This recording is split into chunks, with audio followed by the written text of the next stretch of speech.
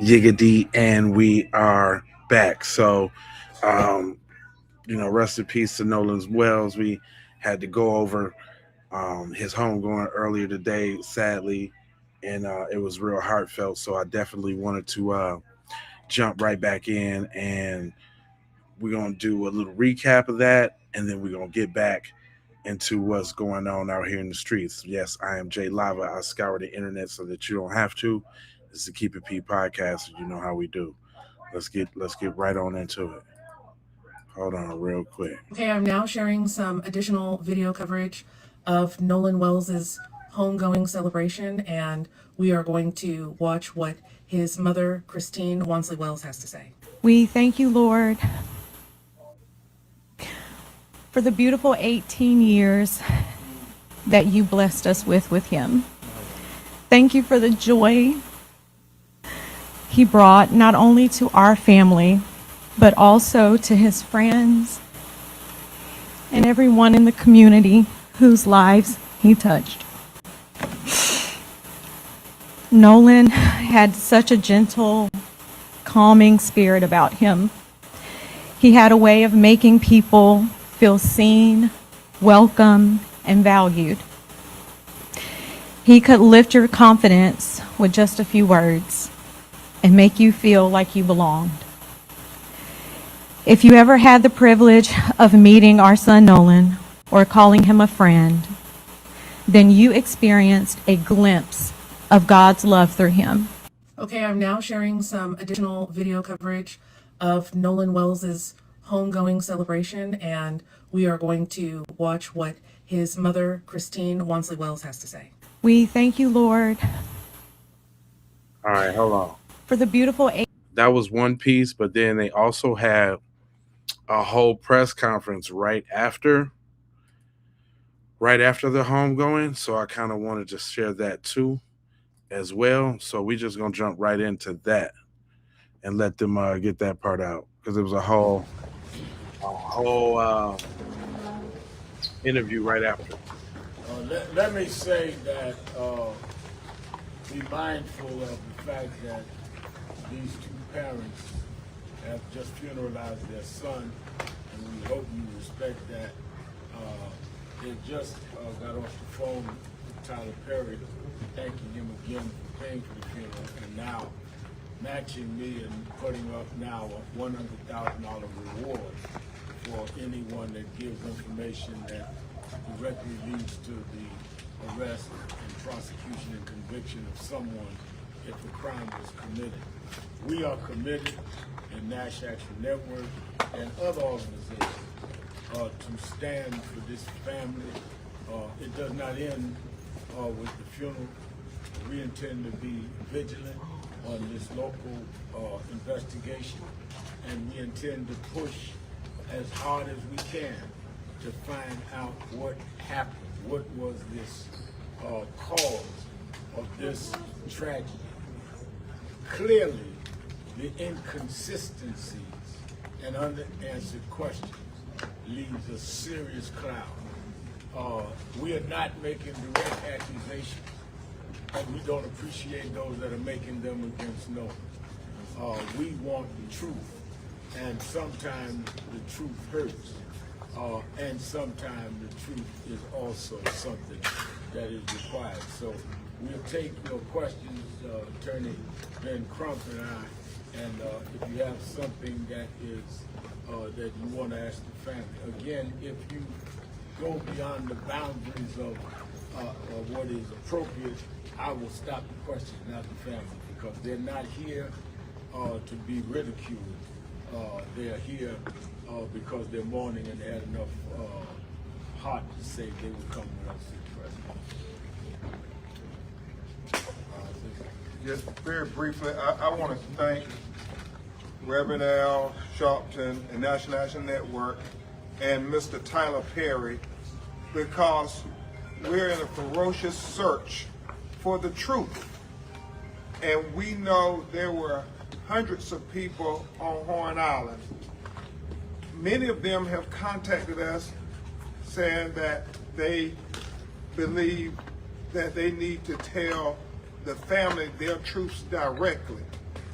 for whatever reasons, they said, we may call the law enforcement agencies, but we want to tell you all the truth of what we saw, or what we videotaped, or photographs we took. And we believe that everybody should want the same thing, the truth. And it is imperative, as soon as possible, do not let time continue to, it's been 2 weeks now almost. Let's intensify, and that's why I'm grateful for the reward. Let's intensify this search for the truth, because they have a tendency to sweep things under the rug as time goes by. We don't want too much time to go by when memories get foggy, when people start to feel pressure. They heard a law enforcement person say no foul play, so they don't feel like if they say anything, it's going to be attacked. No. Tell us. We want to evaluate every aspect to be able to give Christine and Elmore answers as to why Nolan Wells is dead and not with us. And so with that, we will take your questions if you have any.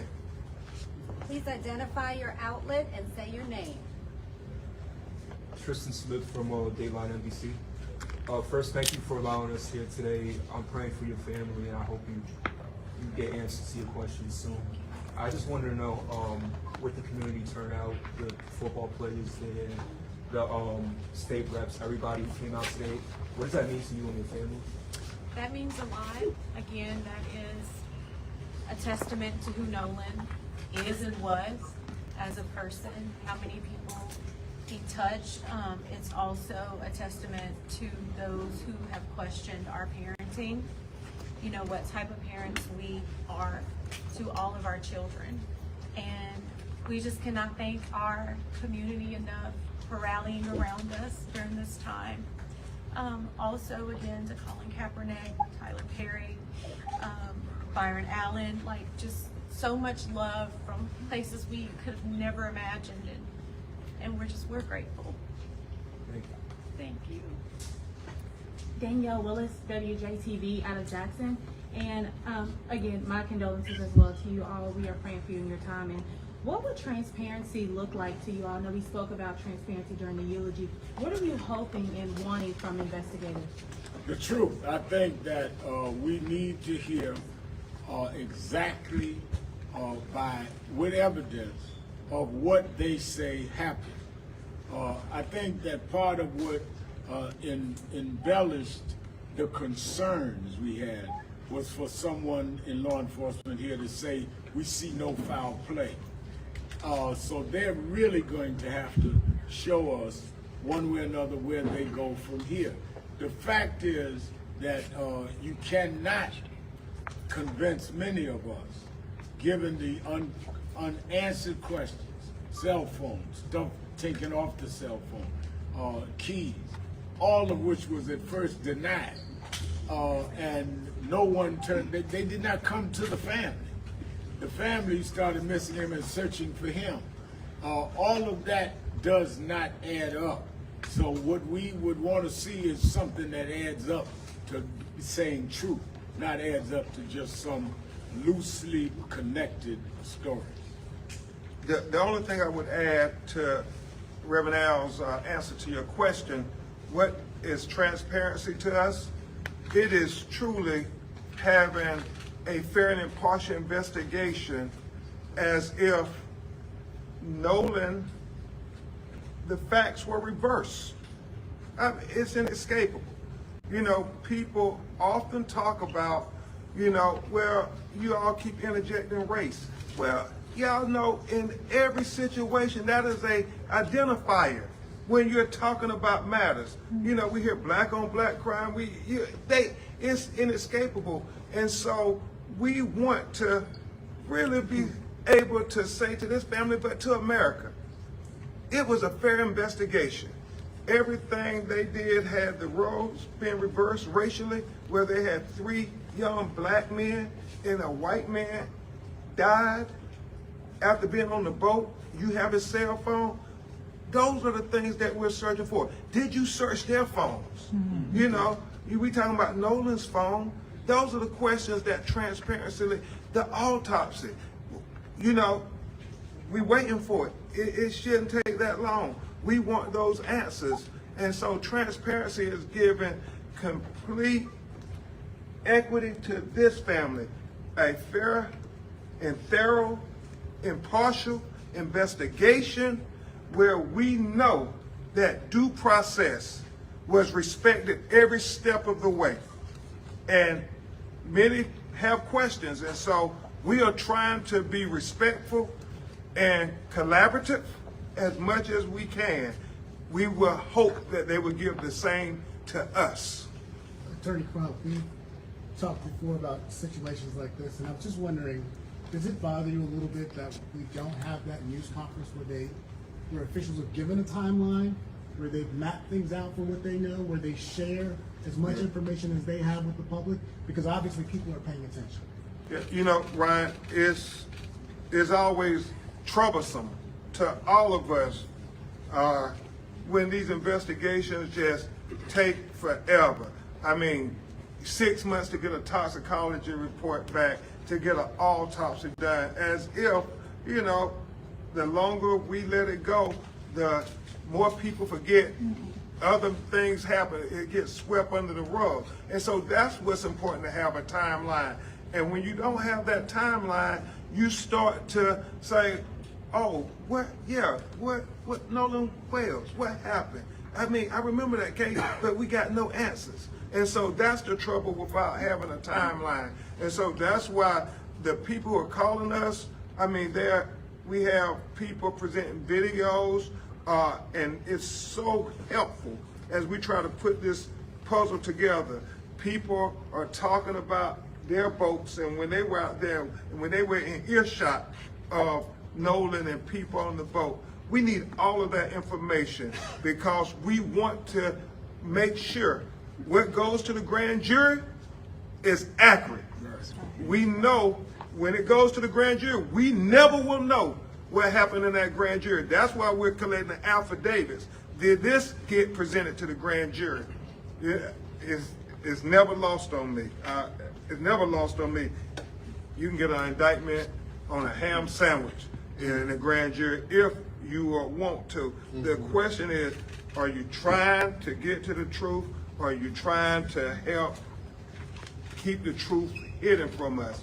And that's what we're fighting for. The last thing I would say is this, and it's important. You know, there are people who are presenting videos, photographs that may show Nolan was on the boat with the person, Katie. We got to fully bet that I respect so much what my mentor, Reverend Al, said up there. We're going to go wherever the truth leads us. We want the truth no matter who it implicates or exonerates.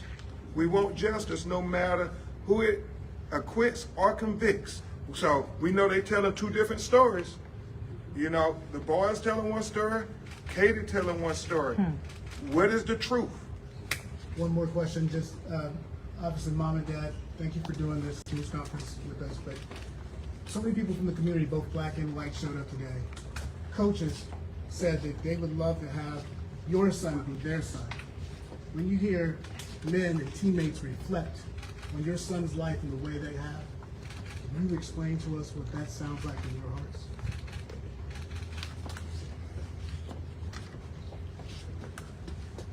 To me, that sounds like me and my wife did an excellent job at raising a fine young man. Yes. Nolan was loved by many, both young and old. He helped a lot of people. No matter if you were regular or handicapped, people still love Nolan. He would help special needs. He would help special needs kids all the time. Basketball, teach them how to play basketball. I mentioned in my speech about getting phone calls and emails. There was a father who asked Nolan to help his special needs son train for basketball, and Nolan did it willingly. And that made that kid's day. And he couldn't he seen me out with it, and he couldn't stop thanking me and praising me, you know, for the son that I raised and how much they meant to his son. So, as far as I'm concerned, we did a great job. Yes, you did. Yes, you did. One more question. We were asking, did you guys ever get the incident report back? You know, it was an issue getting it. No, we brought that up in our meeting, so hopefully we will address that. Won't be today, but we will address that. Hi, my name is Ken. I'm from DFW Night Shift Crime in Dallas, Texas.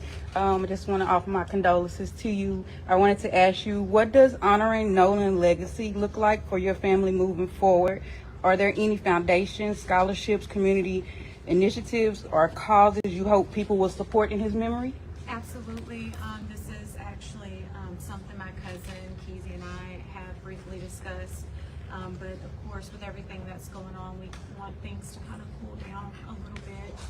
My husband and I, honestly, we have not fully processed this. We have not fully grieved Nolan, but that is the plan, is to come up with some foundation just to honor him, but also to United Cajun Navy, big help, boots on the ground almost immediately after I spoke with Josh Gill. So, you know, we have to remember those types of organizations in our communities and utilize them, but also give back to them. So that is our hope, that we'll be able to give as much as we've been given during this time.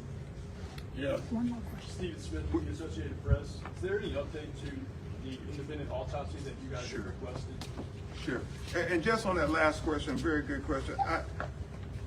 Christine and Elmore and Cliff Jones and Lisa Park at office, they talk frequently, and that's one of the things she stressed at the funeral service. She wanted to celebrate his life and celebrate, define what his legacy will be.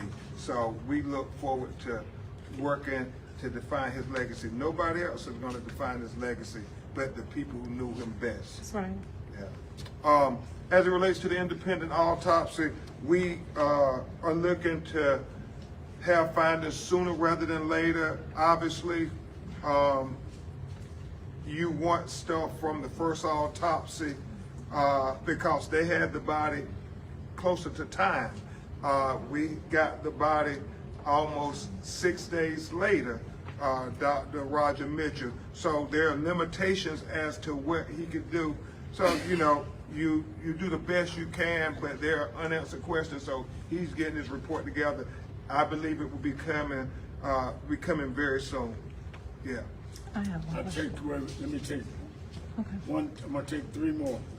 1, 2, and come back to you. Janelle Griffith with People Magazine. I also want to extend my condolences and to thank you for allowing the media to come. I know you didn't have to allow us to be here. I just had two small questions, both related to cell phones. One of the things that came out of your meeting with the local DA was that you agreed you would both analyze Nolan's phone. I wanted to know what's going on, Famo? And the other was that at the end of the last press conference, you said that, Ben, you said you wanted everybody's cell phones looked at. So that, to me, that meant the other young men that were with Nolan that day.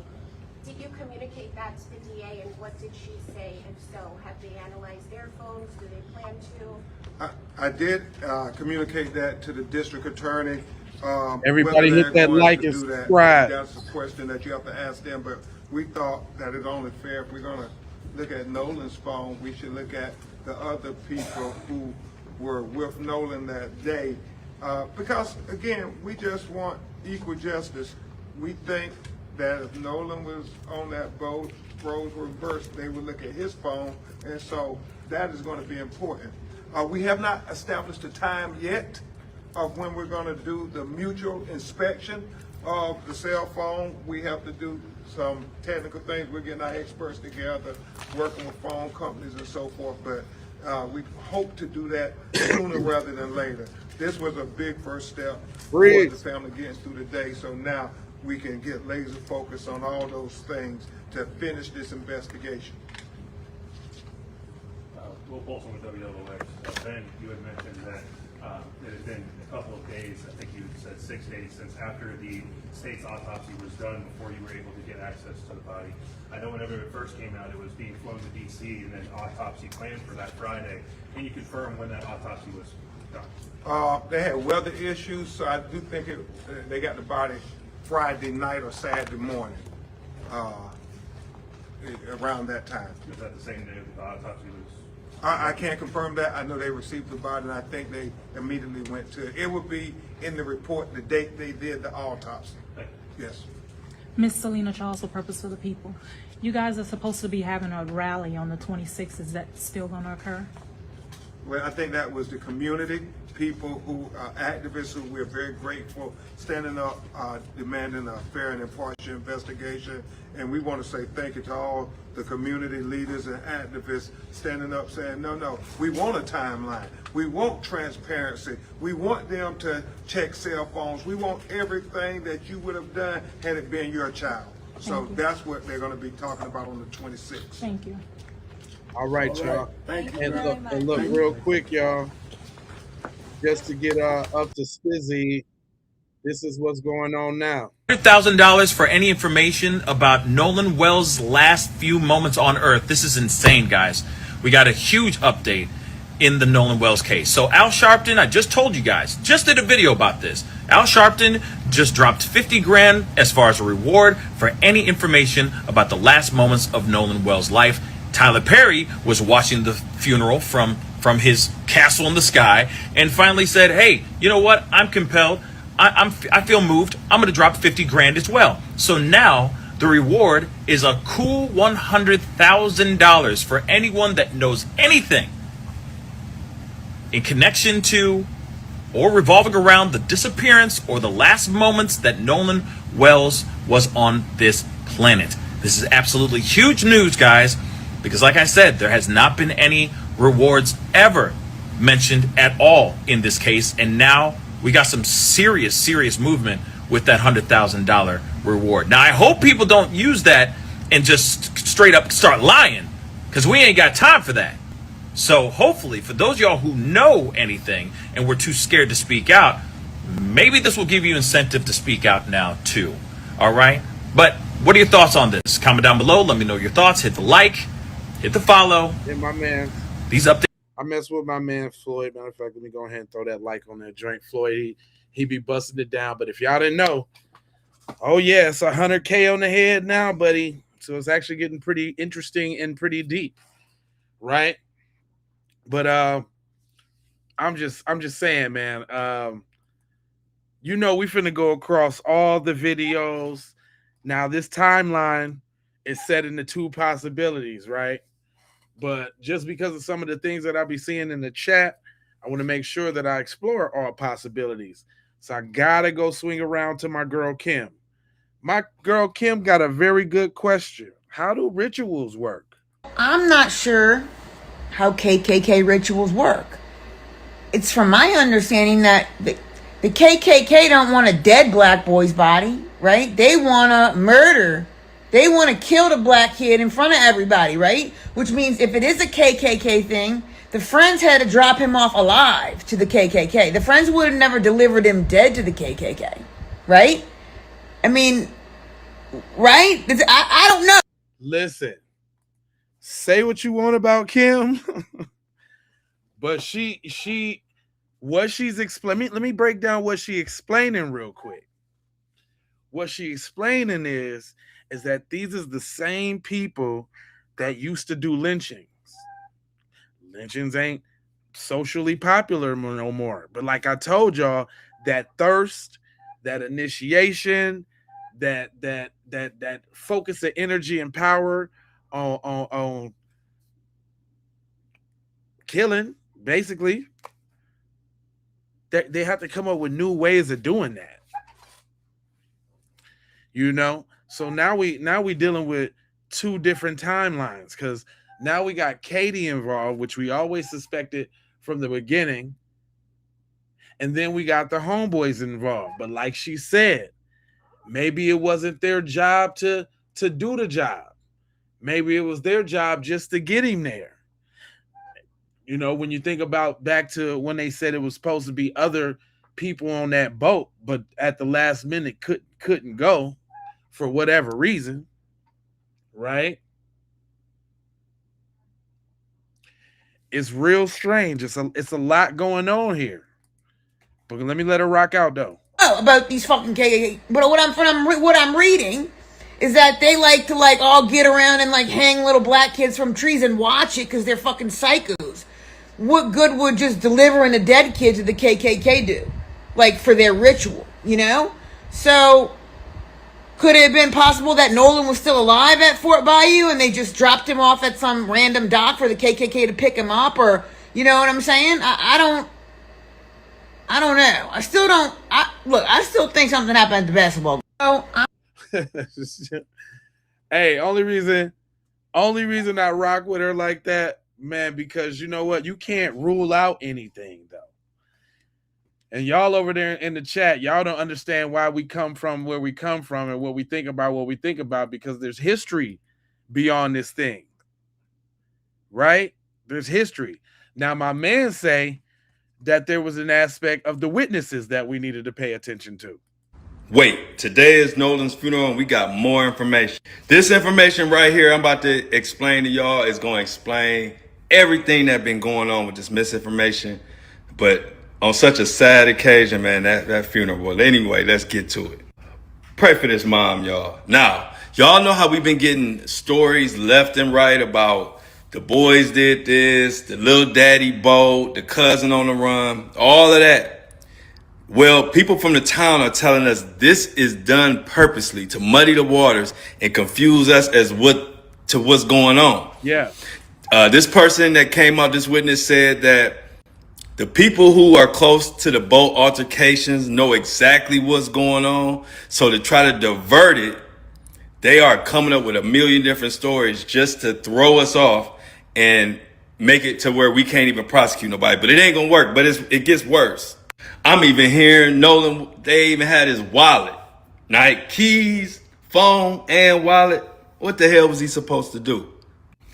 Like I always said, them boys know something, because if they didn't know anything, it wouldn't be a reason to even lawyer up. God bless the funeral for Nolan Wells today, but this is foul and I don't like it. What if I told you? Wait, today. You know what I'm saying? Now, just a little history for those that don't know.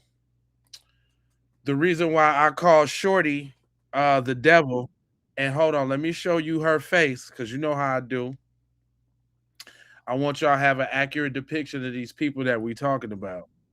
So we talking about the medical examiner, young Stacy. Damn devils. Devil. Yeah, damn devil. Yeah, but we talking about the medical examiner, Stacy Turner. And this is what she is responsible for. This is the reason why that they have an independent autopsy.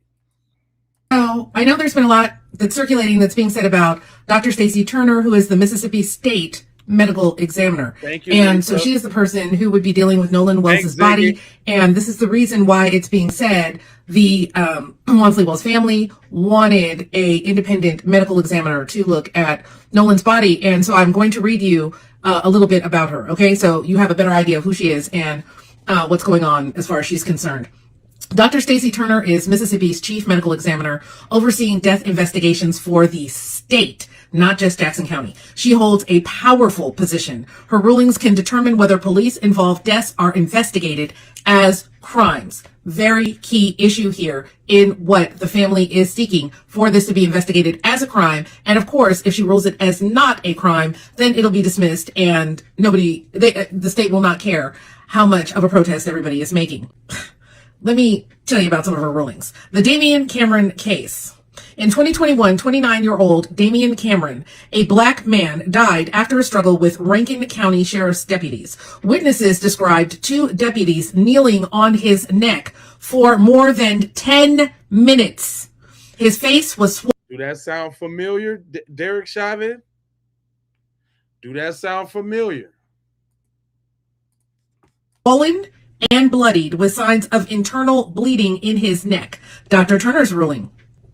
She classified the cause of death as undetermined, effectively shutting down further investigation. No charges were filed against the deputies. This is how, and I am not saying that this is what is going on or what she is doing, but I will say this is definitely how state-sponsored racism can continue and be legalized. Right. All right. What experts say about the Damian Cameron case. 3 separate independent forensic pathologists reviewed the case at the request of the New York Times and Mississippi Today, and all 3 concluded that it should have been ruled a homicide. Dr. Michael Baden, you may have heard of him. I've been following him for 20 years. He's extremely famous. He is requested all over the world for forensic examinations. All right. Hey, that's the dude that used to do them HBO special documentaries on all the people. He real dope. But this is the thing, though.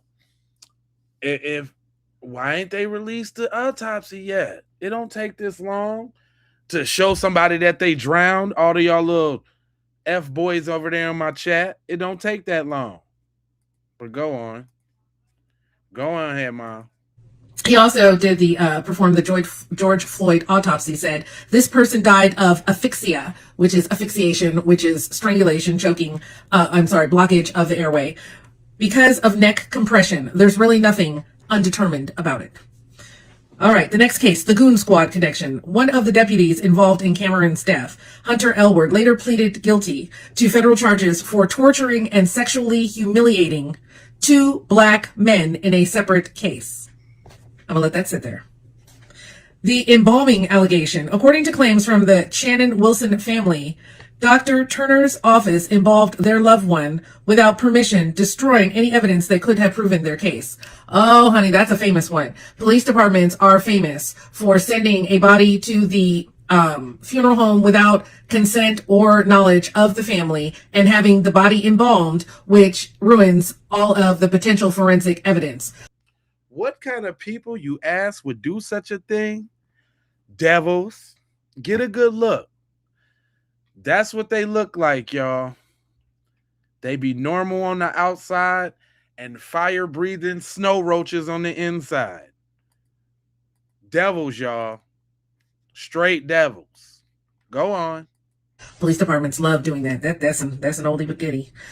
This is a clear pattern. Mississippi's medical examiner system has a documented history of shielding law enforcement from accountability. Things going to change in Mississippi. You know, kind of the United States is almost at the state where it's just like, just ball it up, throw it in the trash, and, you know, write a new draft. Things are very bleak. Very bleak. But anyway, to get back to Dr. Stacey Turner, this is the reason why there is grave concern where she is involved. I wouldn't want her near my son's body. I wouldn't want her touching anything. I wouldn't want her overseeing anything. I wouldn't trust anything that came out of her office. So it's very understandable, and I'm very thankful that an independent autopsy was in fact able to be had. Amen. So I just wanted to give y'all a little backstory on this here little devilet, this little deviler who's screwing up and fouling up cases all the time.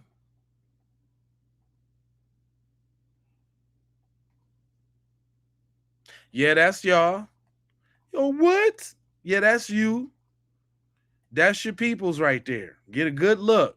And I'm only doing this so that, you know, when all of these names start to get thrown around, everybody will start putting the faces with the names. Now, there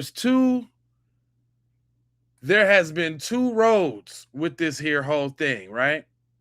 Ooh, and listen, y'all, there's something funny, because I was just about to play a video that I had in the archives, and look at this.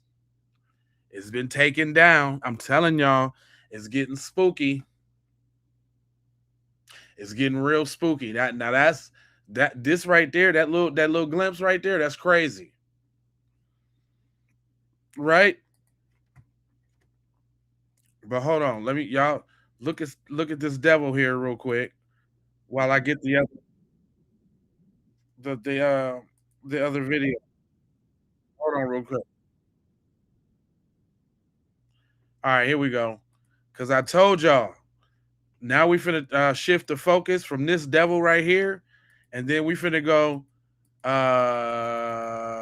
to this devil right here. Hold on real quick. Now we talking about Katie. last one seen with Nolan Wells. Now it's between her and her friends that said they went back with Nolan. I mean, she said that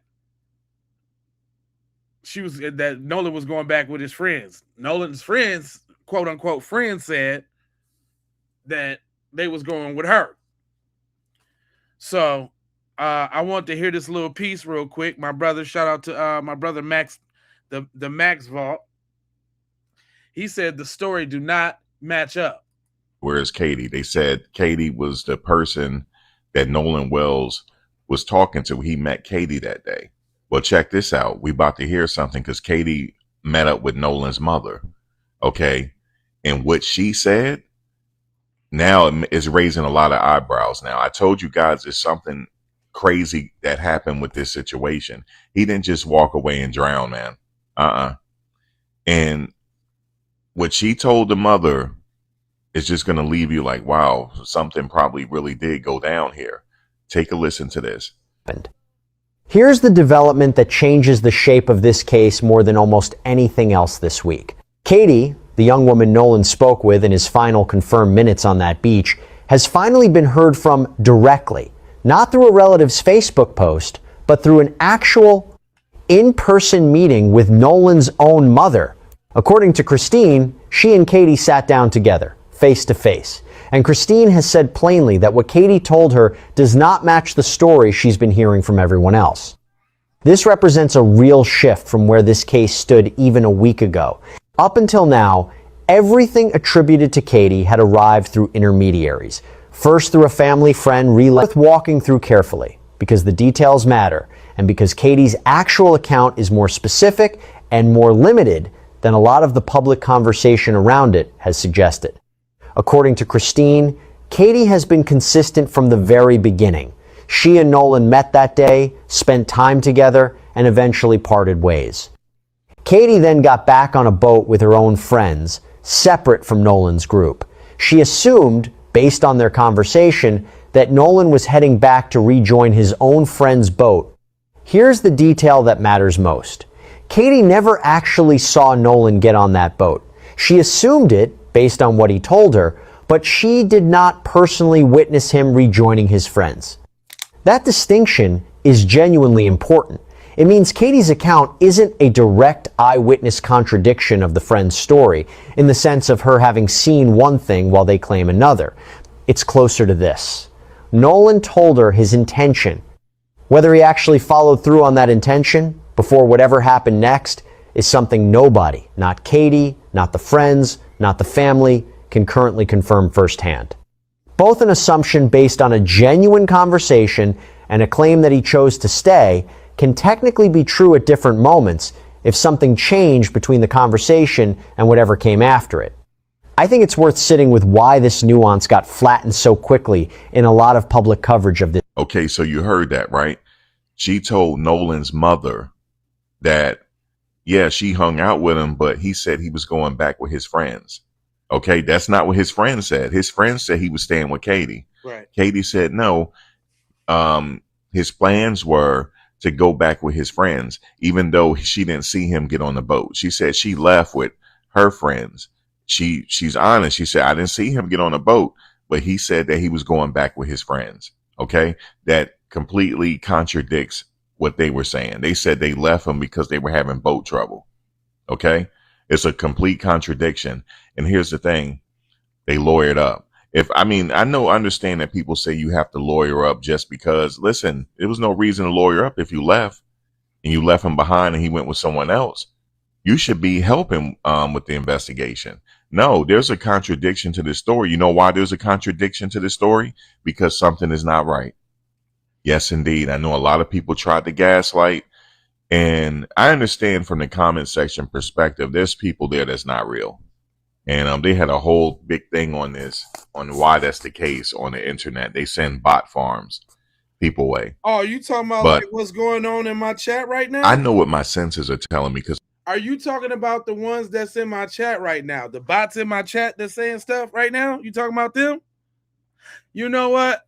I ain't get to do it on Nolan's funeral, but I got something for y'all. This is what y'all need to be worried about. Y'all over here in my chat But this show, folks, this the kind of crime that y'all people do. Damn! What? What did he say? What is the snow roaches doing this time?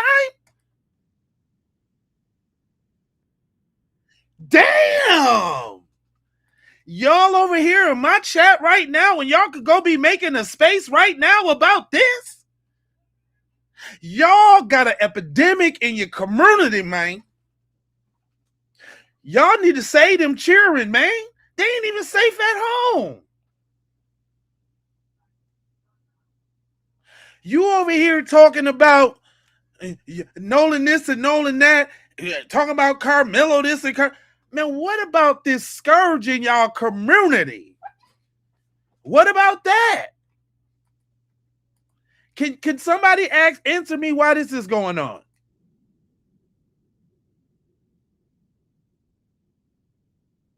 So so it's not even just an over here thing. All around the world, this what y'all doing with your children? Hold on. I wasn't showing this to y'all. Wait a minute. I thought I had the video up. Wait a minute. A mother has been arrested for eating her 4-year-old son last week. God damn. What you say? A mother has been arrested for eating her 4-year-old son last week. Ooh wee. This what y'all doing? Y'all over here in my space and yeah, what? Y'all over here in my space? Yeah. Y'all over here in my space, but y'all got bigger fish to fry, fam. Y'all need to have an intervention with y'all people. So now we do know that 26% of the population in the US is YT males. We know that. But we also know that they are responsible for 91% of the family side. Why y'all getting y'all whole family out the box? And now, as we see, it's wherever y'all plant your flag.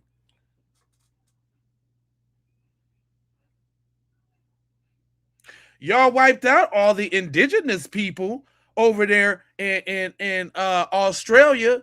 That's y'all, fam. What's up, Queen? That's y'all. Fam, this ain't us. Okay, black on black crime, cool. You know, what you call us, thieves, we're lazy. Alright. But we ain't doing this though. A mother has been arrested for eating her 4-year-old son last. Damn! We ain't doing that. Last week, this happened in Australia. So as of 8 days ago, this is the photo of the mom and the son. Their faces are blurred out and their identities are still hidden right now because the investigation is ongoing. Revealing the mother would reveal the child, most likely, especially with social media today. Turns out the mom had a pretty clean record except for like a few drunk driving incidents that happened like years ago, long time. And you hear what he just said? This is why y'all ain't never gonna get y'all community fixed, because y'all lionize y'all degenerates. This lady that sat up here and chewed on her only begotten son. She didn't turn her only begotten son into Chick-fil-A nuggets.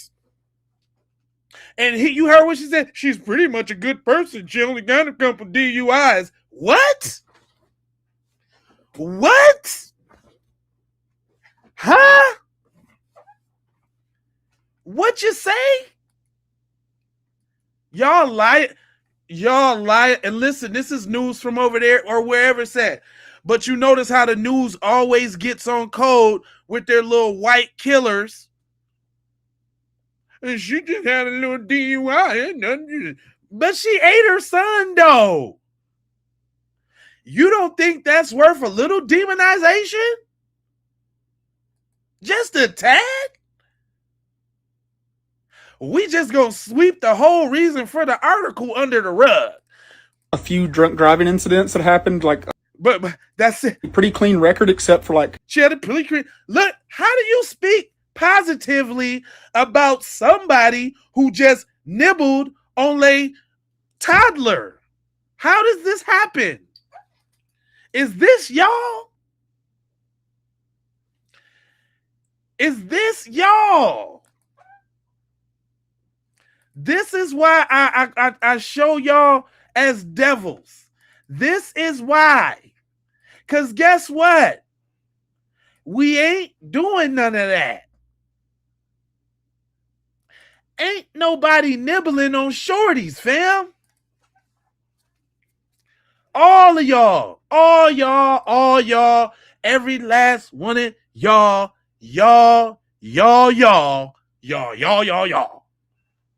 Look at him. Male devils, female devils, children devils, teen devils, just devils. But y'all want to be over here in my chat, though. But y'all want to be over here. Let's talk about this. A few drunk driving incidents that happened like years ago, a long time ago. I mean, it was just other than the fact that she nibbles on her, that she cooked her son, other than the fact that she made her son a stew, other than the fact that she made Caucasian gumbo, she only had a few DWIs. That's all. Nigga, you tripping, cuz. She only had a few D-dubs.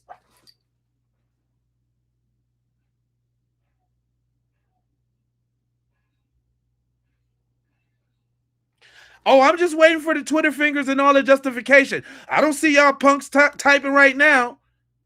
Because soon as y'all go make a space about this stuff right here, then I'll be in your chat. Isn't it strange, y'all? We don't never see no lives or nothing like this about this. When is the group of the Caucasian Mayo Mafia going to congregate and get together and talk about the scourge of touchy-feely and now cannibalism? So was it far-fetched that we think that Nolan was a part of some sort of KKK ritual? This is y'all culture right now today. This ain't slavery time. This ain't Jim Crow time. This ain't in the 40s, 50s, and 60s. This was this week. Y'all nibbling on children right now. That's your folks. That is your folks. Your people. So all that 1350, don't want to hear it. All the fatigue, don't want to hear it. See, this is why nobody likes you. Don't want to hear it. I don't want to hear none of that. When y'all can explain to me what's up with the girl that said what? A mother has been arrested for eating her 4-year-old son last week. This happened in Australia. So as of 8 days ago, this is the photo of the mom and the son. Their faces are blurred out and their identities are still hidden right now because the investigation is ongoing. Revealing the mother would reveal the child, most likely, especially with social media today. Turns out the mom had a pretty clean record. Turns out, on the bright side, though, yeah, I know she just carved her son up and watched a YouTube cooking tutorial to make the flavor better. But on the bright side, though, because there is a bright side. Except for like a few drunk driving incidents that happened like years ago, a long time ago. You know, that was so old. On the bright side. Come on, fam. I don't see them Twitter fingers no more. I don't see them. Tyler Sushimi.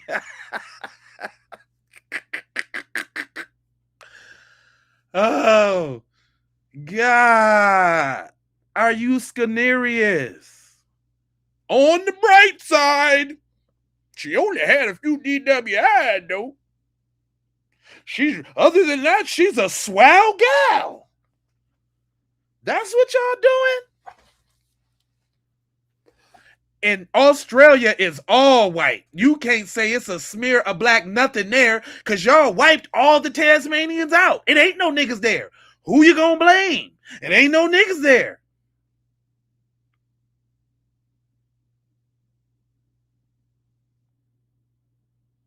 It's all y'all.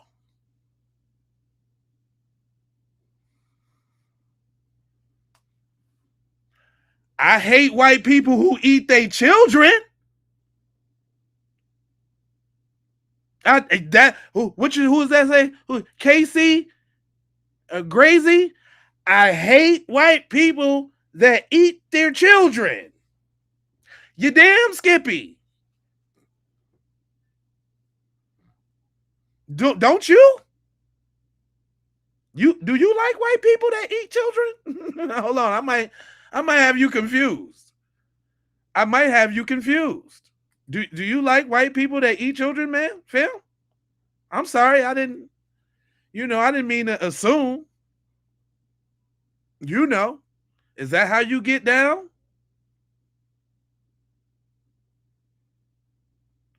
Huh?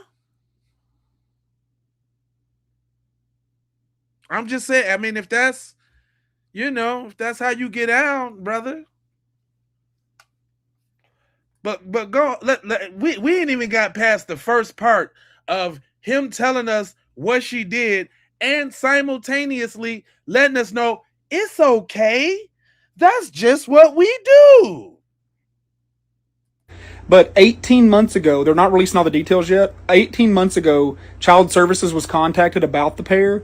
More details have not been released yet, so you're probably about to hear a lot about this and a bunch of true crime stuff. But she called the police. Why is it that it's only y'all folks on the true crime stuff? If black people commit all the crimes, why do y'all have a whole network showing all the shit that y'all done did? Why is that? Huh? Hello?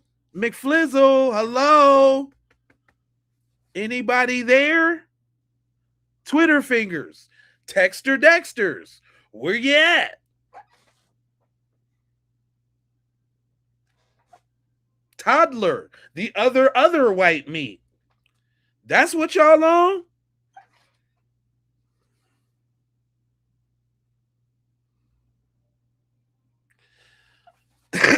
Don't get me wrong, that's evil. But what y'all do? But the brighter side, he one of them right there. Who is that? Jeremy Logan in the comment section just said, yeah, that's evil and all, but you know what you guys do. You are a devil, bro.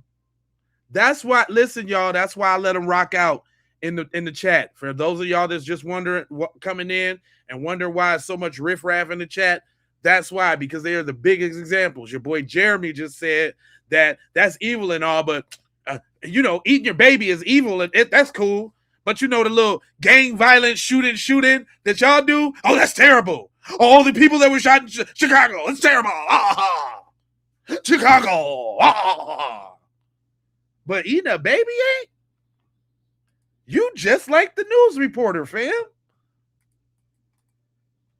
On the bright side, Mother would reveal the child, most likely, especially hidden right now because the son, their faces are blurred out and their identities are still hidden right now because the investigation is ongoing. Revealing the mother would reveal the child, most likely, especially with social media today. And God forbid that we reveal a person that eats babies. God forbid we need to know who she is in case she want to get a babysitting job later. God forbid, unless, she might want to work at a daycare. She might want to be a school liaison, counselor. No. How about a T-ball instructor after school around little girls? Because God forbid we let you know what she look like. Yeah, meanwhile, what about Kentucky and West Virginia? Yeah. Meanwhile, But on the bright side, though, she only had a couple DUIs. Look at the logic of these people. Turns out the mom had a pretty clean record, except for like a few drunk driving incidents that happened like years ago, a long time ago. But 18 months ago, they're not releasing all the details yet. 18 months ago, Child Services was contacted about the pair. More details have not been released yet, so you're probably about to hear a lot about this on a bunch of true crimes. So 18 months ago, Child Protection was alerted to how filth and nasty and degenerate this mom was. And the baby already probably had a couple chunks out his booty already. She'd already tested the meat, allegedly, in the pot already microwaved a little booty piece already. And they did nothing? Y'all just don't care about y'all children. I don't want to hear about no Chicago shootings. I don't want to hear about no young people. I don't call them YNs. I don't want to hear about no young people out here, this, that, and the third. I don't want to hear about it. Because not even y'all Child Protective Services, now, if they would have called on a black kid, the black kid would be in another family's home with them trying to eat them. Because they would have gave them to some white people that eat kids.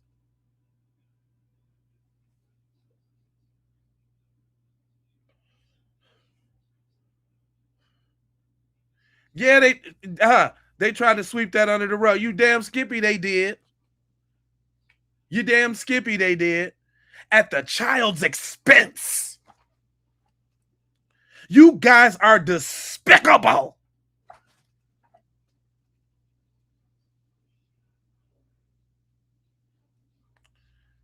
Y'all are despicable. You sit there and y'all sat there and y'all sit up here and make these excuses for that little carnivorous snow roach that ate her damn baby. Stuff, but she called the police on herself, I guess is what I'm understanding. And she told the police when they arrived that she had eaten part of her son. So it's a weird cannibalist like situation right now. You know what it is. They know what it is. Y'all know exactly what it is.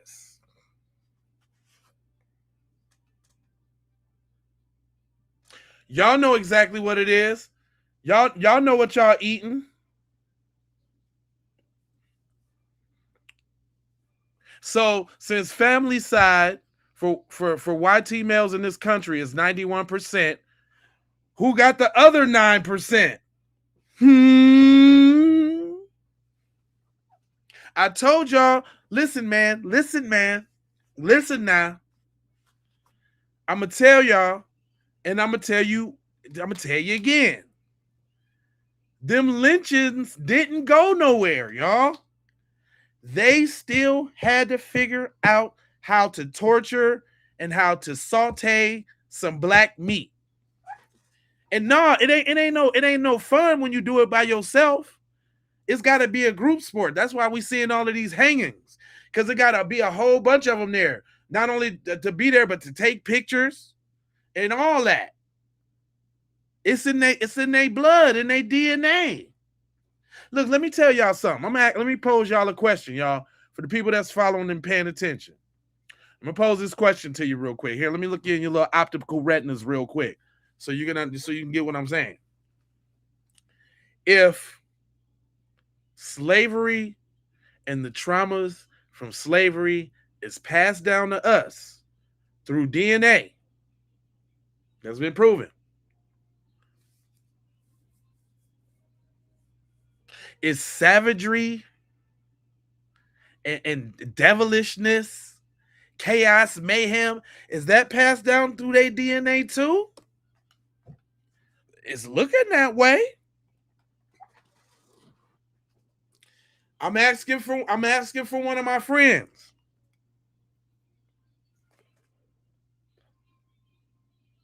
It don't matter if it's Australia. Look your boy over here trying to cop a plea. It's Australia, not America. It was all over the news. Nick, that's your folks. Don't try to get out of that. That's your people.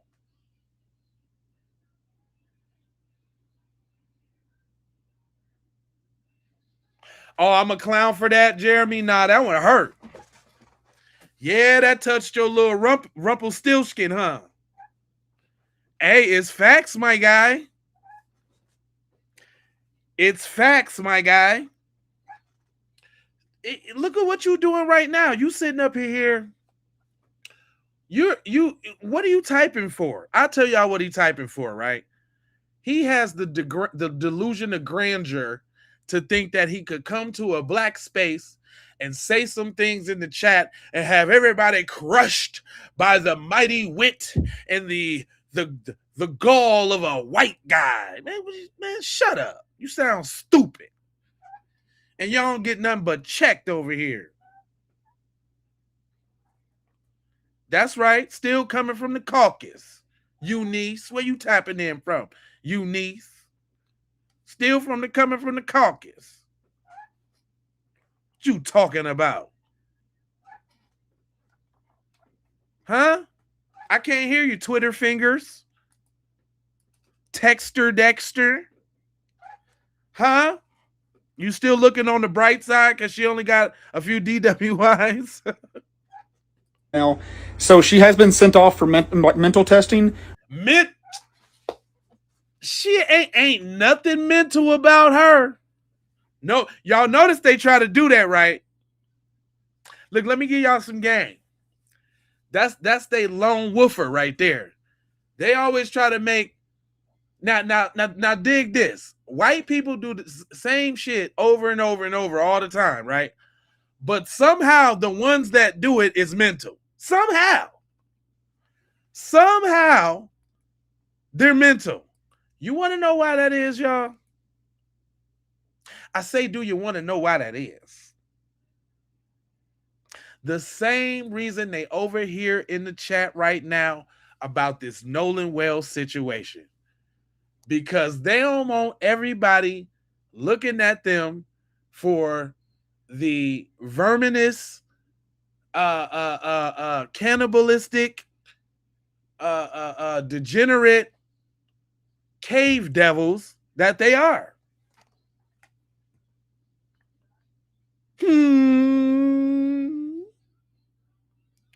They don't want the cave devilness is being exposed, right? It's being exposed, and so they over here in the tizzy. They trying to figure out. You know, I'm gonna tell y'all when this really started to kick off. I'm gonna tell y'all when this really started to kick off. This started to kick off when they boy Charlie Kirk got nexercised and nobody cared. They couldn't believe that we had the audacity, the niggerosity to not care about Chitlins Kirk.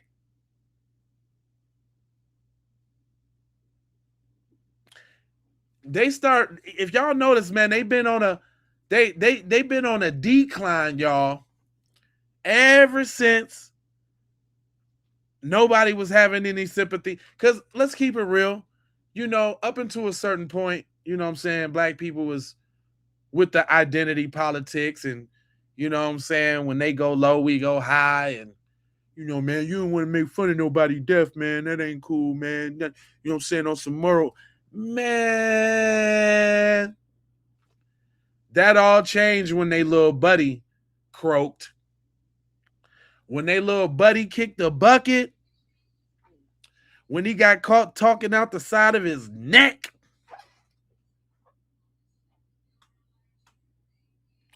That's when they start. That's when they started unraveling. And then just recently, when we didn't take the moral high ground, you know, and say that it was a tragedy that Austin died, man, Austin.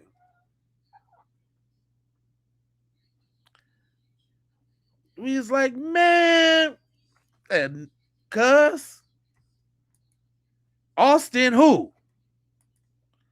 Austin what? Miss Hold on, you talking about Austin the Devil? Because that's that. Look, I was over here giving them the blues. They can't stand me. Y'all some damn devils. It ain't no other way. They can't stand me. They some devils. Actually, the one that really got them mad is the one that did. I had did Carmelo, Victim, and Austin Some the Thug. damn devils. It ain't no other way. I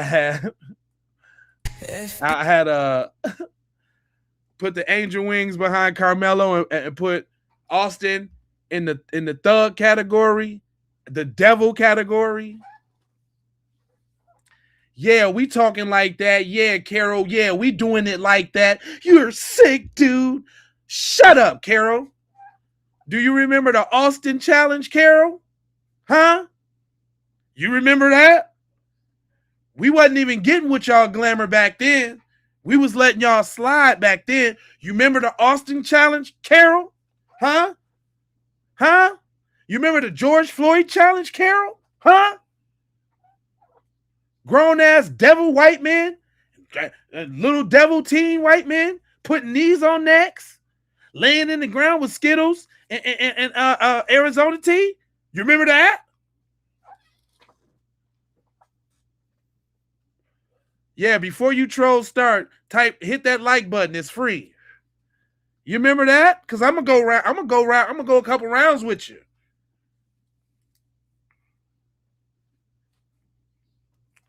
You said right here is why racism exists. No, nah, oh, it's not. It's racism. It's racism. Boy, this ain't stopping you from doing nothing. This hurt your feelings. Yeah, I know that. But it ain't stopping you from doing nothing. Facts over feelings. Facts over feelings. Little bussy man. Little bussy dude. Yeah, that's you. Yeah, that's Austin. Austin would still be around if he would have kept his damn hands to himself. Yeah. He'll still be here if he had learned better. But he didn't learn because he was raised by a devil. Meet the Metcalfs, all devils. Austin, Jeff, and Hunter. They all fire-breathing devils. Now, my man said where the like button. It depends on which format you're watching. If you watching the horizontal one, I know you see it. If you watching the vertical, the portrait one, I think you got to pull it, like click on my name. If you click on my name, it should let you like it right there. But I appreciate that. Where you tapping in from? Molotov Juice Box. Ooh, are you a female?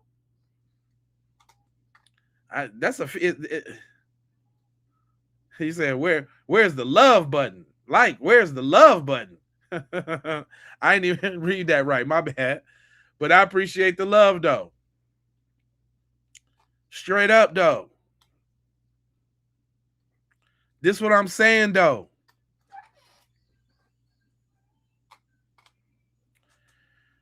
Who is that? Who is that? Who?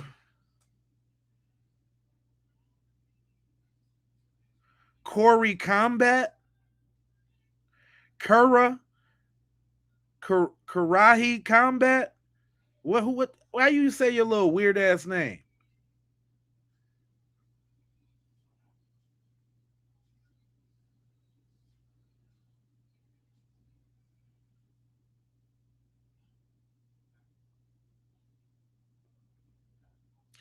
I'm rambling and I don't make sense, Alex.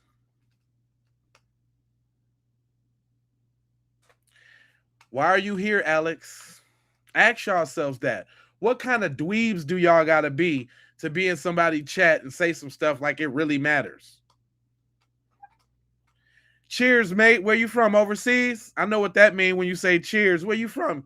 Where you from right now? Where you tapping in from, Molotov Juice Box?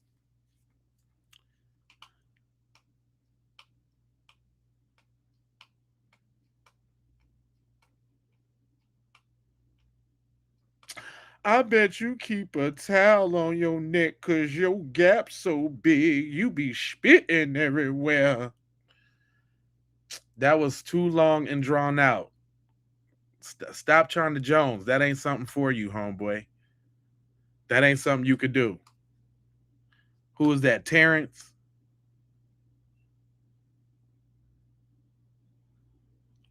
Terrence Nagel?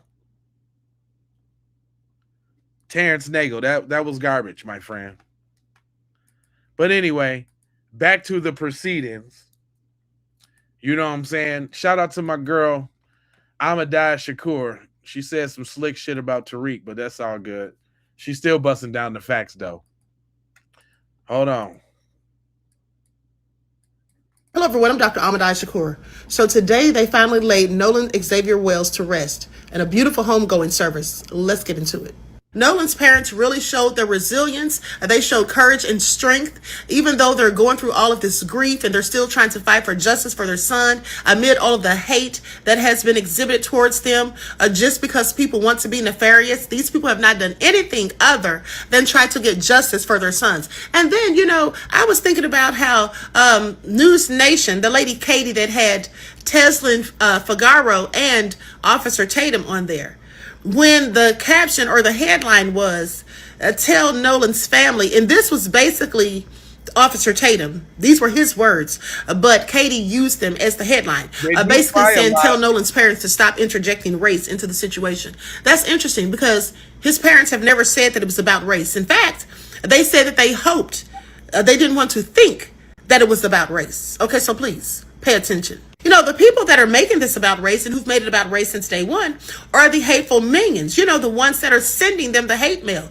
The ones that are saying that this woman didn't care about her son and that basically this was a whole grift. The people have said so many, you know, racist and disparaging things. Those people, okay, they're the ones that made this about race. His parents never did. Alicia, okay, and they try to blame it on Ben Crump and Al Sharpton. They didn't make it about race either because they both said the same thing.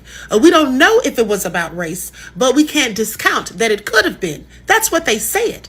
But, you know, devils who don't like people who look like me, they'll always try to reverse the roles. Every accusation is always a confession. Please pay attention. Yeah. And also, as they tried to say that Ben Crump and Al Sharpton are just trying to get paid off of this, first of all, there has been no lawsuit filed so that Crump would get any money. Also, Al Sharpton said he doesn't get paid for these things. And to put his money where his mouth is, okay, he gave a $50,000 reward offer for the arrest and conviction of anyone that is possibly or that is involved in the death of Nolan. And then Tyler Perry came back and added 50 more to top that. But now I see that some of the hateful minions, they're even upset about that. Why do they even care? Are they afraid that that money may bring forward the truth, may get people to start talking, and then the truth comes out? I think that's exactly what it is. Okay, please pay attention. And then just to show how desperate some of these people are for a reach and to try to paint their own nefarious narrative, there is a lady who did a TikTok video talking about how she noticed that when there was an interview with Nolan's parents and then another interview with Tashima and her son Javon, well, she said they had the same background, like they were in the same house. But she never said why that was important. She just said that she thought it was weird that no one else thought it was important. My thing is, who cares? What if they were in the same house? But to me, it looked like a Zoom background. Okay, that's what it looked like. But even if they were in the same house, so what?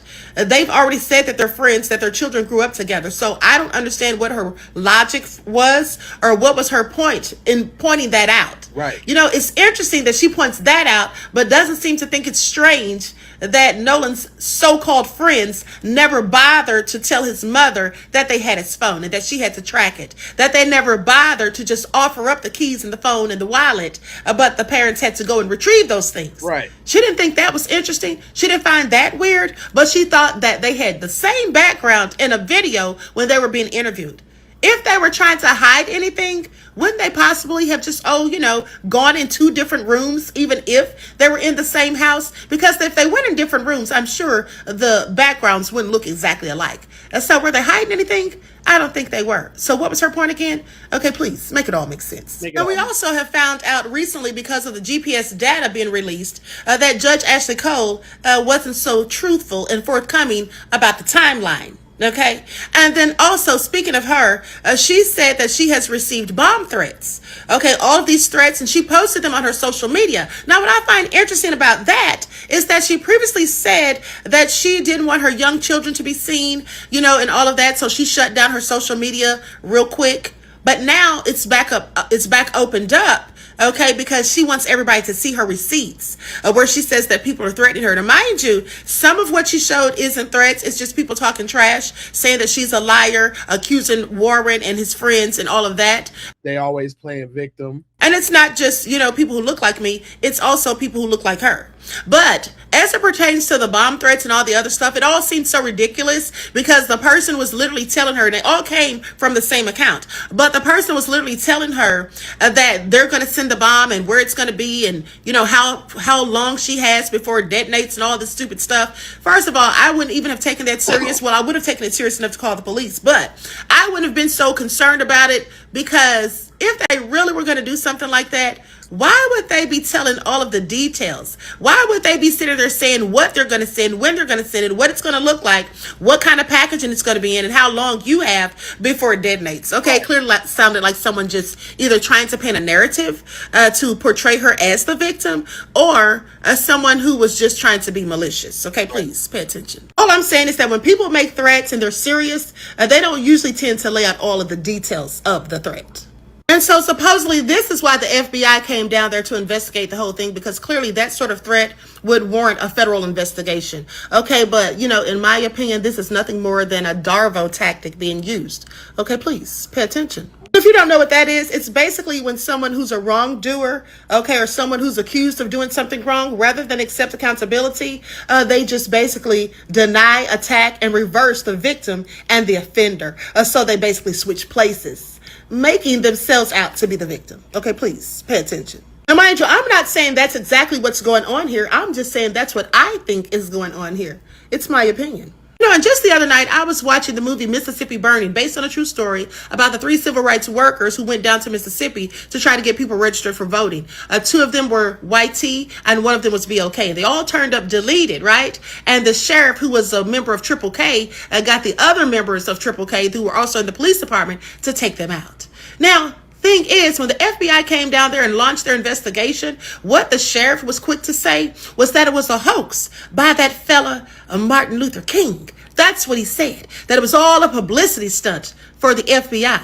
Okay, so basically calling it a hoax and saying it wasn't real. And isn't that the same thing that they said about Nolan's case? There were some of the minions out here saying that it was a psyop, saying that it was crisis actors, that it wasn't real. So I said all that to say this. These people who hate on us just because of who we are and what we look like, even though we've not done anything to them collectively, at the end of the day, they are their ancestors. And I'm not talking about the good white folk. I'm talking about the minions, okay? Y'all know. Hey, I was just talking about that. Remember I just said about their ancestors? I told y'all it's the cat's out the bag, man. They can't get away from it. It's in them. Exactly who I'm talking about. They are their ancestors. You see, nothing has changed. They were saying that back then in the 60s when they took out those civil rights workers. They wanted everybody to feel like, no, this is nothing to see here, folks. It's all just a hoax. It's a publicity stunt. It's not real. Why is the FBI here investigating us? Okay? It's the same way. And it's specifically the same way down there in Mississippi, in my opinion. Okay, please. Hey, nothing but the truth. Nothing but the truth, so help me. So look, there was some leaked audio that came out before. It was some leaked audio that came out before the actual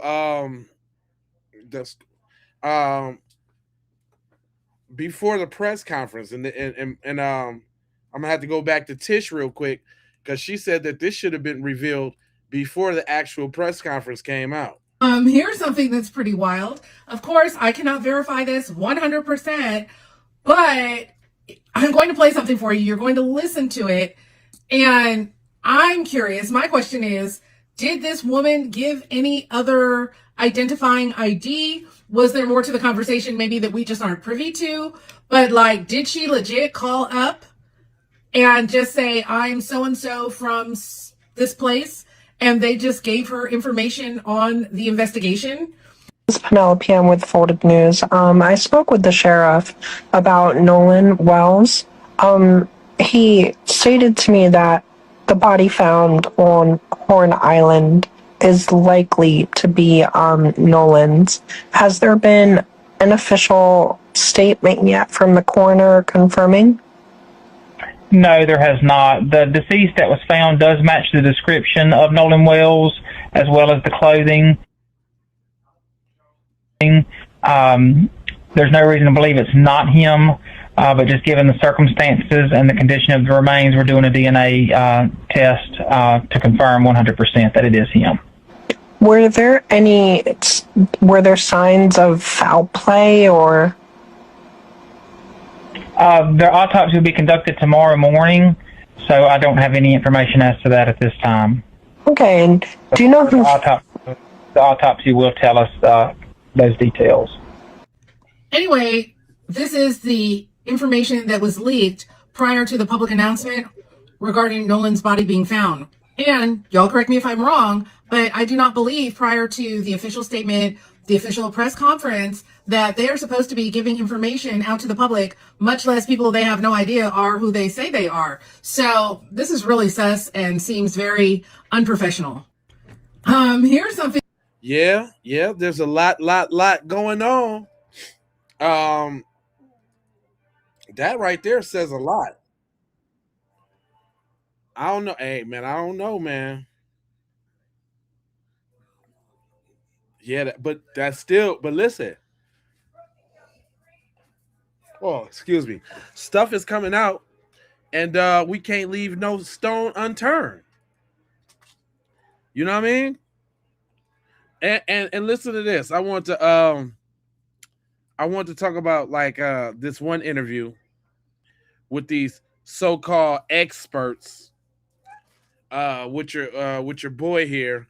I think his name is Chris Cuomo. But I want you to hear this.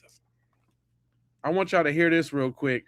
And this little punk governor talking about he don't know no facts about the case, but he know facts about the case. I have yet to see a fact or a piece of evidence that suggests any foul play. But if there is, I feel confident that the sheriff's office, the district attorney's office, the members at the Department of Public Safety that deal with these crimes, if there had been one, they will find it and they will do what is necessary. Well, if you don't know anything, why are you talking? Because it's starting to bubble up as important. And that's why we're covering on Cuomo Crime Time. And you can go get the podcast anywhere you get podcasts. It's free. Subscribe. We're taking on these kinds of cases and showing you the inside from the people who are pros in figuring this out as opposed to just peddling conspiracies. So, will the family of the dead 18-year-old, Nolan Wells, start getting answers about how exactly this happened? Nolan was the only black kid in his friend group of 5 who went out on the boat that July 4th. Does that matter? Nolan was also the only one who never returned. That obviously matters. His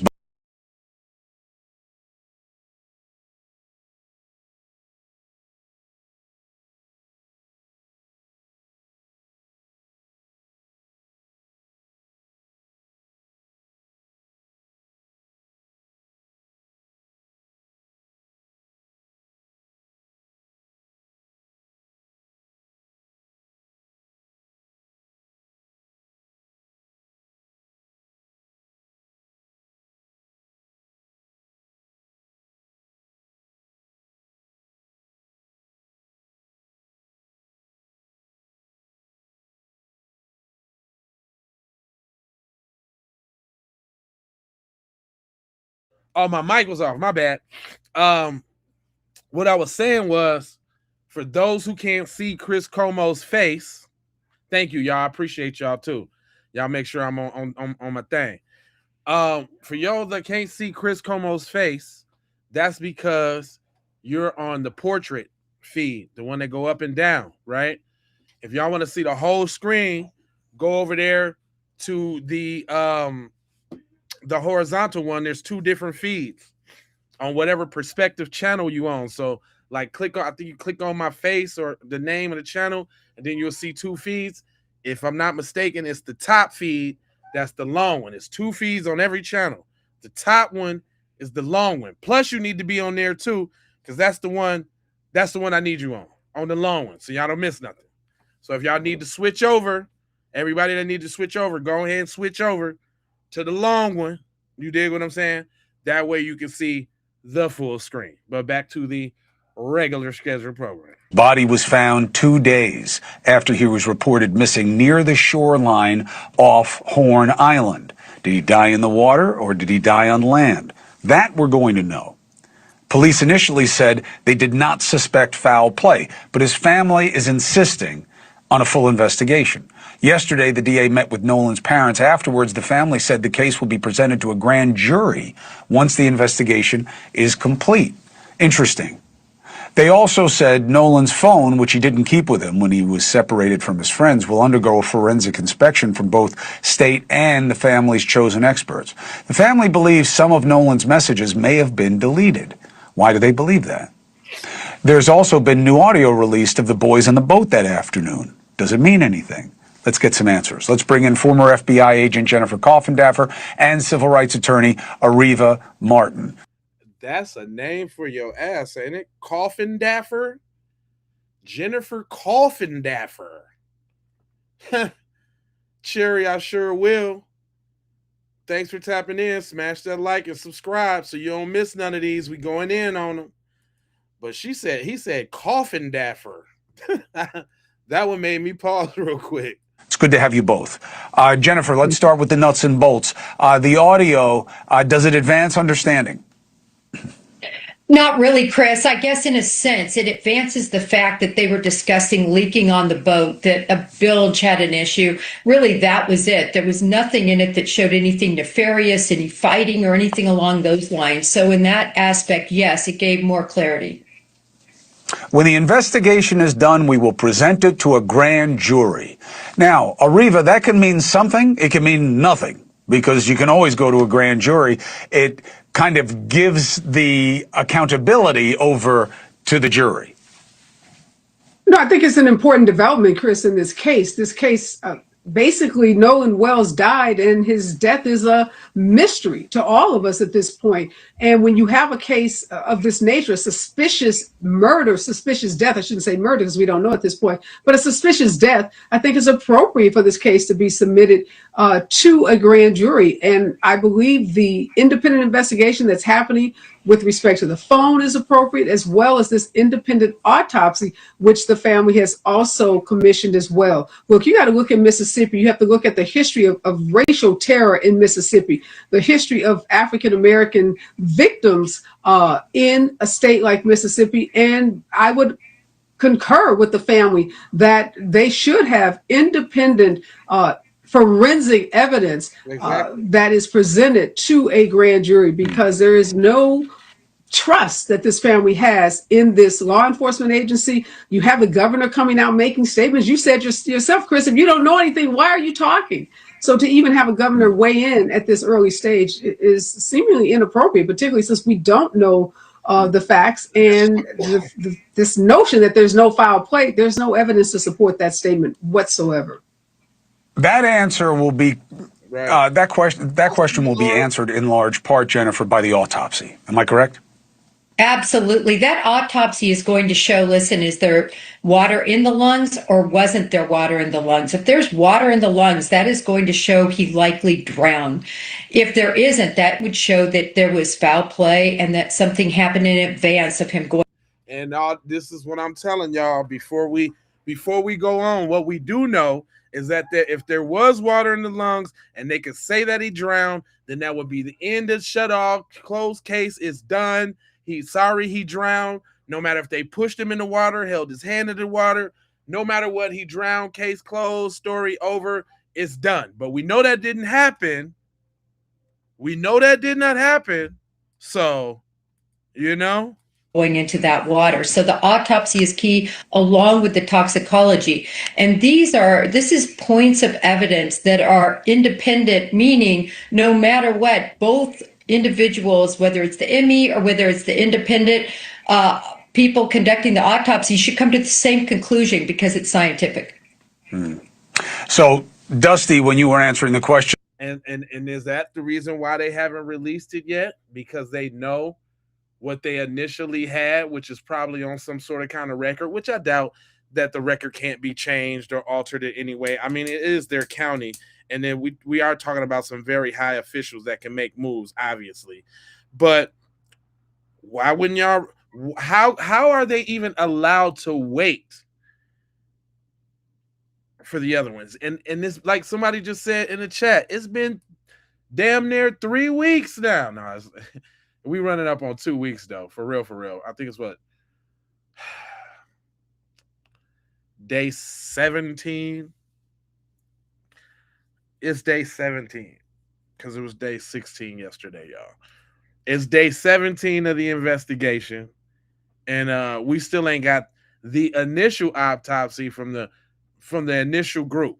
Why is that? The body been done left, everything's all over already. Why is that? said to me, what about the toxicology? Would that decide it?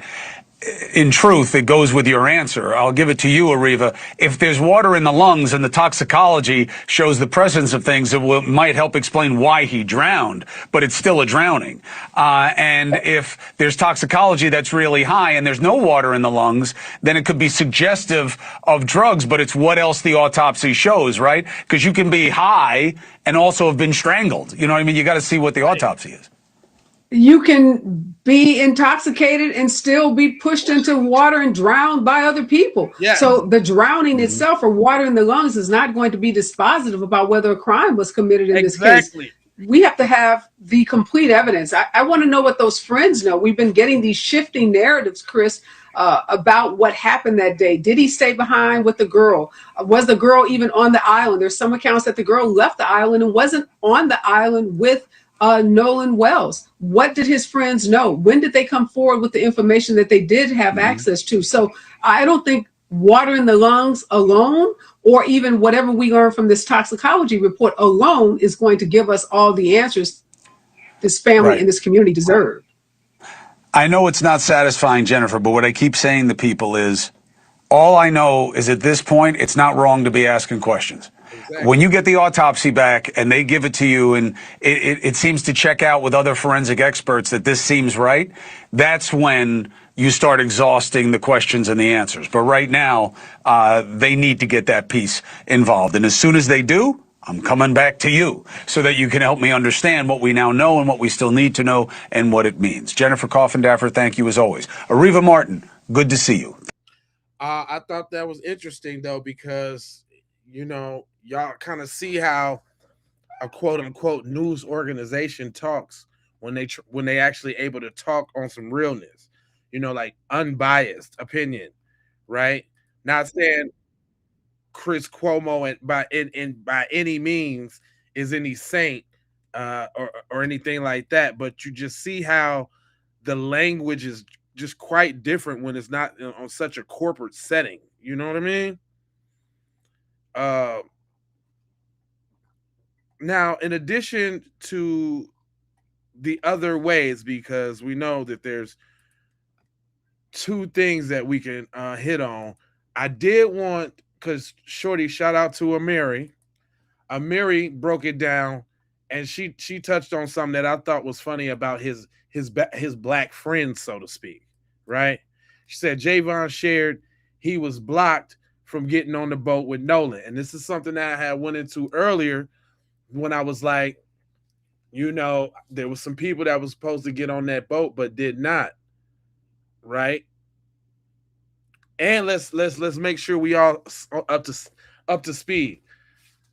Because as of right now, there's two ways this could have went.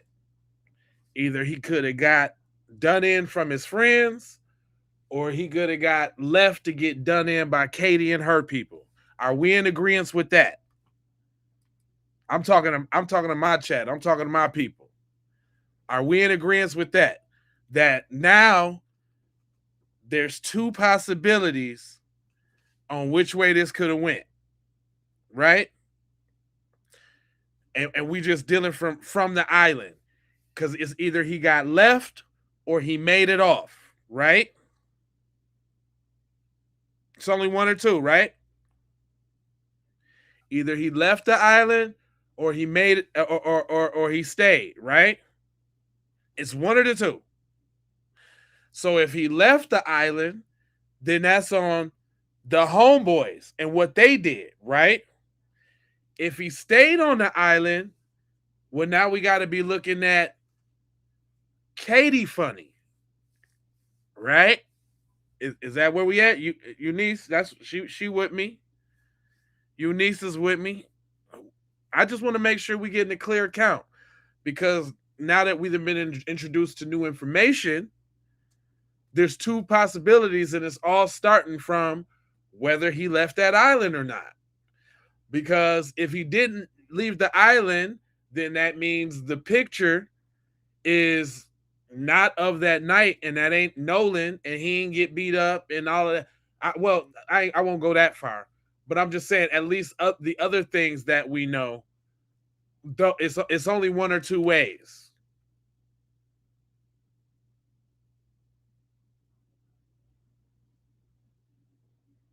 He said, if they would have blocked me, I would have said, Nolan, get off that boat. These people tripping.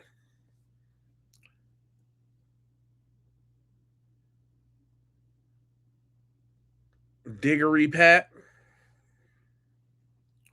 He said, exactly. If there are images of him after the boys were towed away, it would be hard to say they heard him on the island. Right. Right? Because it's only one or two things. Either he got off the island or he did not get off the island. If he got off the island, then they fabricated all of that story and they really did him in like they said they did him in. If he stayed on the island and they left, that don't let them off the hook. That don't let them off the hook, but that does say that they are more likely not the ones that inflicted the actual harm. That don't mean that they not complicit. That don't mean that they didn't serve Nolan up on a platter to them folks, because like we said, Javon shared that he was blocked from getting on the boat with Nolan. Hold on. Let me let her cook out real quick. I think the worst thing that has happened in this case with people that have spoken out so far is that Javon did an interview on TMZ, and his mother and Javon did an interview together, I think on the Laura Coates show. Yep. That second interview on the Laura Coates show is not going away. In fact, it is being widely discussed today that people are turning their attention not just to Javon, but the manner in which the interview was conducted. Yep. People have slowed down the video and they questioned some of Javon's mother's actions. Yep. And the interview gives the impression that she was limiting Javon in what he should answer to. And when she herself was speaking, she elaborated on how she got the phone and that Wyatt had to get up and go get the phone from his truck. But she was limiting Javon on what he should say. So she elaborated and told us they took 15 minutes to get the phone, and did you have to walk back to Horn Island or go back to Horn Island to get it? But I noticed she wanted to limit Javon to either she answered for him and said, well, he doesn't have anything else to tell me, which is very strange. And I said that day. And they slowed down the video, and people believe they see that when Javon was asked, when did you last see him, etc., she nudged him to get him to shorten or end his sentence. Yeah. Now, even without the nudging, it was very problematic that she said, well, he doesn't have anything else to tell me. That in itself was strange, but it's not going away. And I really feel badly for the Wells family, because clearly the people who said out loud that took Nolan to Horn Island several times on helping with what happened to their son. But I think the worst thing that could happen right now is to find out that Javon and or Javon's mother knows more than they're saying, and that she is trying to silence her son from speaking the truth. You let me know your thoughts. I really hate that, because the optics on that interview with them speaking was not good. And now it's going viral again. Let me know your thoughts. I agree with that. Not saying that the little dude, but we got to consider that these people got to live in that town. And hopefully that this bread put up, hopefully this money that they just put up, give people a little bit more motivation, you know?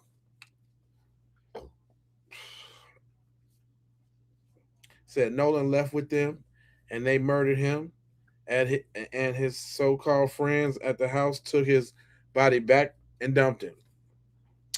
I mean,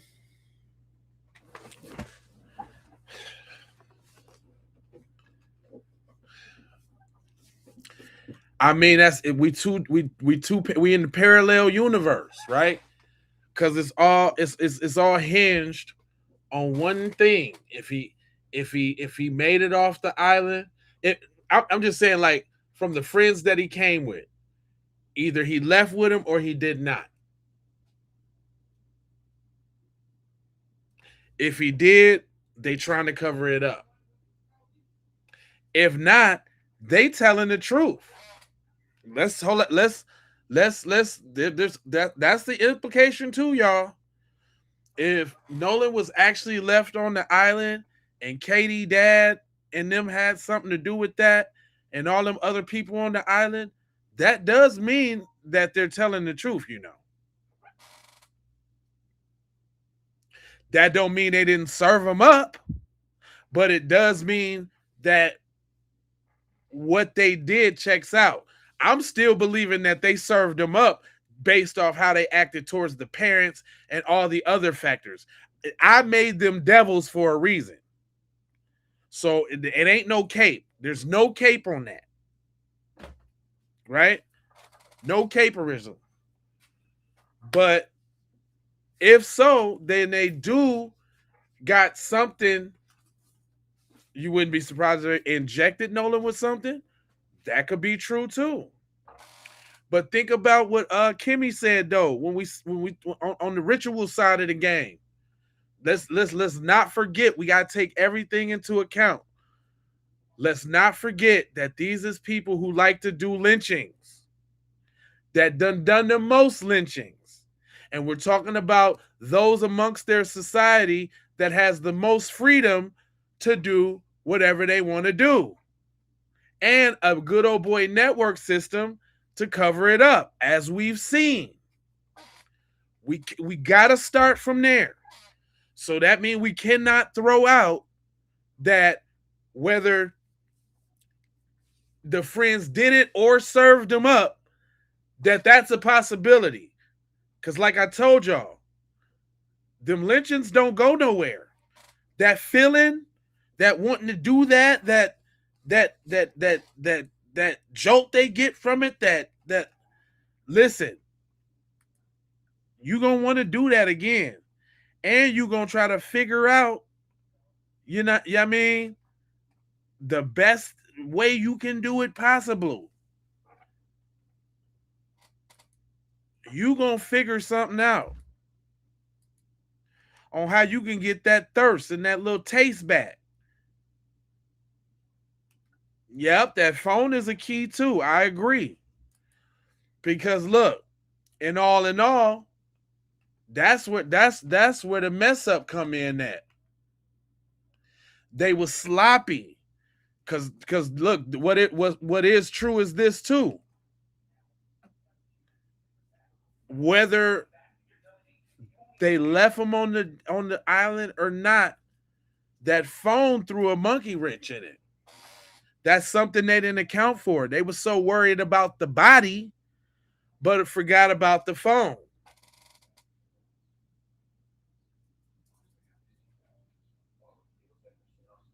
Because if we going with the thought of, they wasn't involved, but they served them up, then that still means that they know about it. And that still means they still had to come up with something decent for leaving their quote unquote so-called friend behind.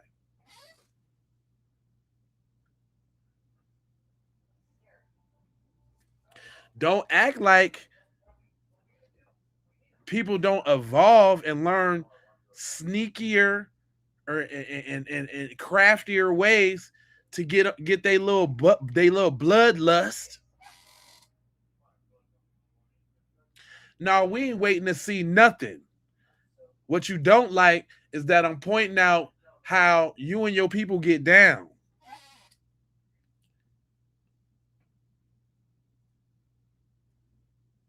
We know about all the stories. Those people didn't just dissolve and wither away.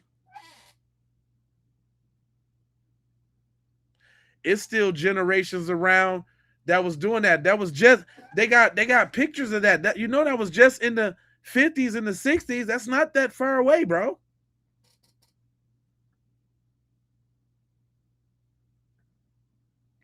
And the family mementos and all the stuff that y'all done passed down. I know at least one of y'all in the chat right now got a auntie that got from old grandma, Papa Joe, a mason jar with some nigger knuckles in it. And y'all can't wait for Thanksgiving for old Papa Joe to get drunk and pull out the nigger knuckles and tell y'all the story about it. Y'all sit around the campfire with some s'mores and listen to the horrific story of lynching. And you can't tell me y'all don't do that because your girl over there, Australia, eating babies.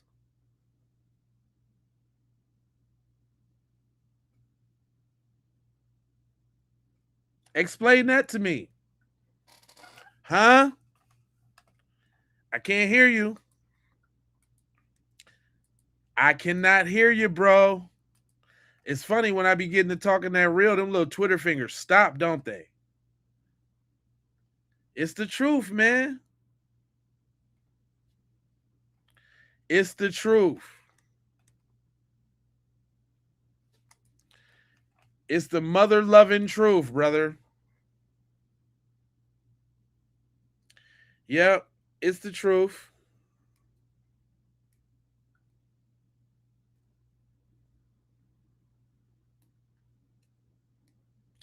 You say your great grandma was alive, was a slave owner, a slave owner's daughter. I mean, hey, that's a part. Hey, thanks for sharing. I could appreciate you leaning into it. You know who your people is. Hopefully, you trying to break the cycle. You know. Hopefully, you trying to break the cycle. You say, Diggery. I mean, Pat. You say, girl set him up. Could Javon and the white boys could have been jealous of Nolan? Did Javon go out looking for Nolan? At this point, it could be anyone, but the white boys seem guilty as hell. That's what I'm saying. Well, because of course they got the smarts and the know-how. This is another thing that even just removing yourself from the situation and looking at it, it seems like they all well-to-do. You know what I'm saying? But it's only a few set of boys that had the knowledge on what steps to take to quote unquote protect themselves legally. Who would that be? The judges. My mom's a judge, bro. You know what I mean? So you're totally right on that. Yeah, she should have left the casket open. I Flower Price, I said the same thing. Because we should have been able to see what happened. We definitely should have been able to see what happened. Yeah. But you know what?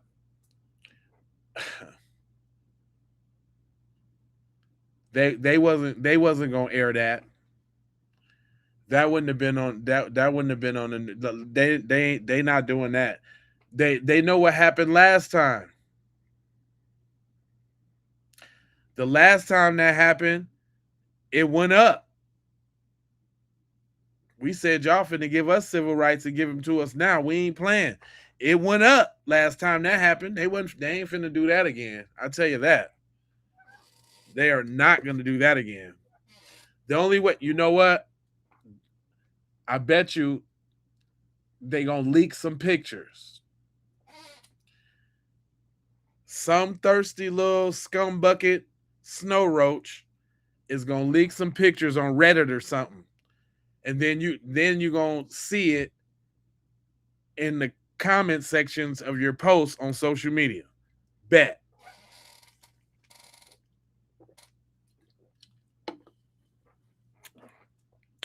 That's what's gonna happen. Yep, some pictures is gonna come out of nowhere. And they're gonna be but see, if they was smart and they really want to amp up the beef, they'll release them now. But that's why they didn't release them now. That's probably why they making the autopsy go so long, because the temperature's too hot right now. You know what I'm saying? Because we in a full court press right now, and I'm proud of my people. I'm proud of how we handling this right now, because we know what the deal is. They've been trying to make us get outside since the orange man then got in there. They've been trying to get us outside for a long time. And y'all better believe that this is what all of these cases and all of these decisions and all of that in succession, all of these things happen. It's no coincidence. Trust you and believe in me.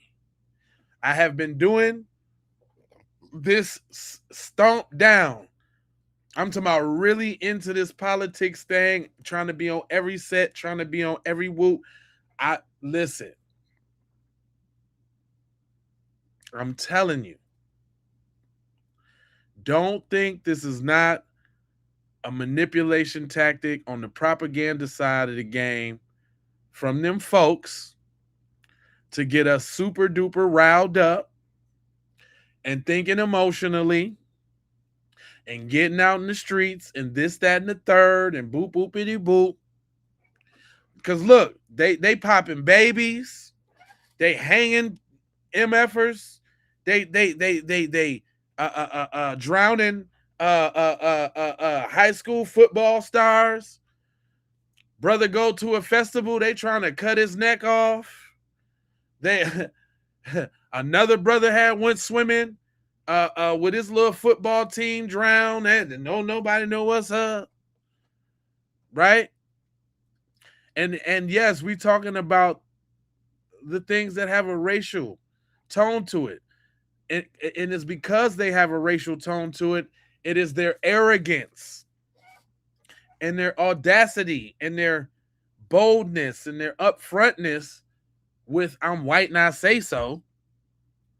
Like we just supposed to hold these L's. But what's actually happening is getting us more politically astute, politically aware. We coming together more, we're getting on code more. We shunning the people in the community that don't mean us no harm, don't mean us no good. Right? Changing behaviors, right? Spending habits. Look at all what we doing right now. Somebody said earlier, black people, we on fire right now. And ain't nobody finna tell me nothing. It's done with that on we don't stick together. Black people don't got no unity. Bullshit. Bullshit. We've been on belt to ass sets. No liabilities. All belt to assets. Ain't letting not a damn thing slide. Ain't Nathan slided. I'm talking about you. You bet not say anything in the news about a black American right now. A foundation. You bet not. It better not be under your breath. It better not be a quote from some and a misunderstanding. It better not be nothing. Cause we on your buttocks right now. I love us right now. I love us so much right now. Give yourselves a round of applause. Pat yourself on the back. Cause it ain't me. I'm just up. I'm talking. Only reason that it is what it is because of y'all. This is y'all is how I know. Cause it's stomped down people that come rock with me, ride with me, and giving people the work, hey, setting up the fortress. Hey,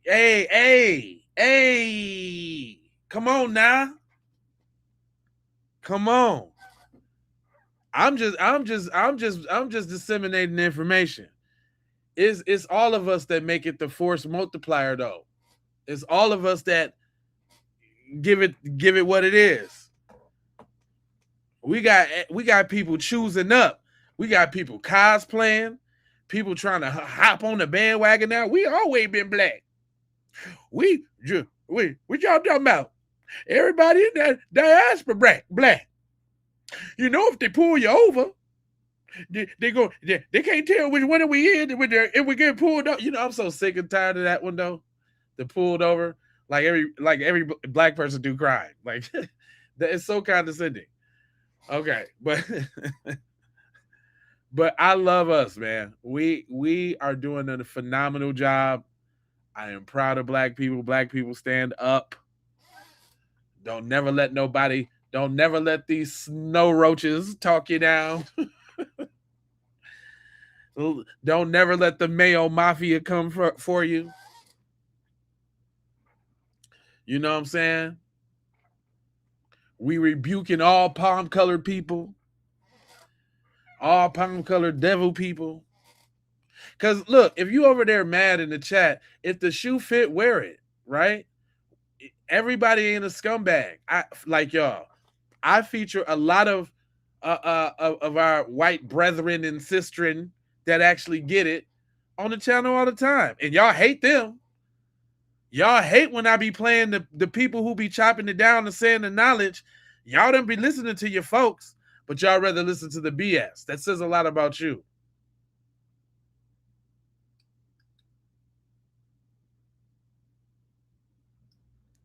So I don't want to hear that. Oh, he's racist. My boy Sam, he's a regular on here. Kim, she didn't just came a part of the little thing because she be spitting. It's a lot of them, and then I'll be snatching them from here and there and here and there. It's people that get it. I don't know what's wrong with y'all. I do know what's wrong with y'all. Y'all dweebs. But we need dweebs, though. So I ain't going to beat y'all up too bad, dweebs. Nah, none of the... Oh, hold up. Oh, good. Breeze. Thank you so much. Helping move the program along. You sly devil. You sly fox you. That was a great look. You made me think about something. I got this right here so y'all can see who actually showed up real quick. You know I scour for y'all. Y'all know y'all my peoples. So I got to get the goodies for you. You know what I'm talking about? But I had grabbed this though. Hold on, let me show you this real quick. So this is like the teammates that came. Now, I got something to say about this.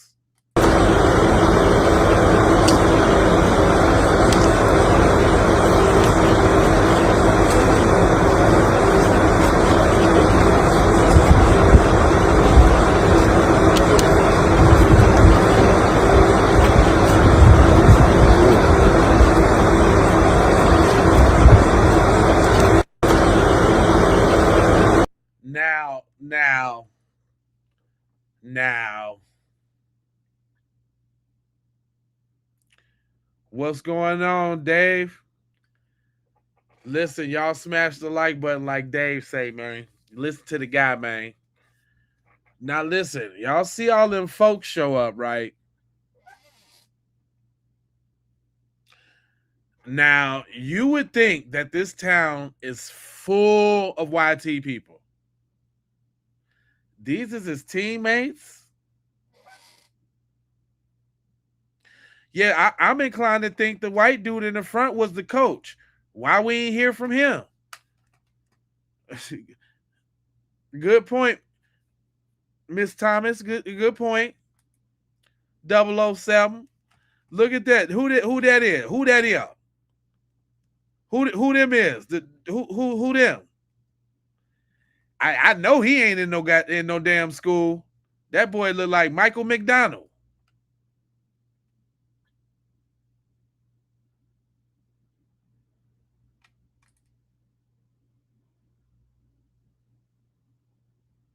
I'm just trying to understand. I know ain't nobody else had nothing to speak up and say. That's a lot of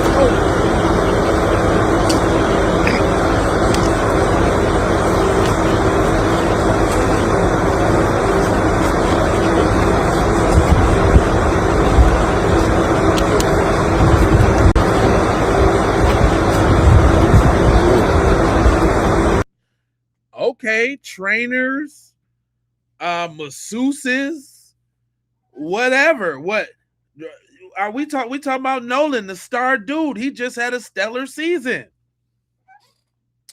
I seen highlights of Cuz and all of that, making fantastic NFL catches and all that. We ain't talking about no regular dude. We talking about Nolan, the high yellow mix kid that was good at sports.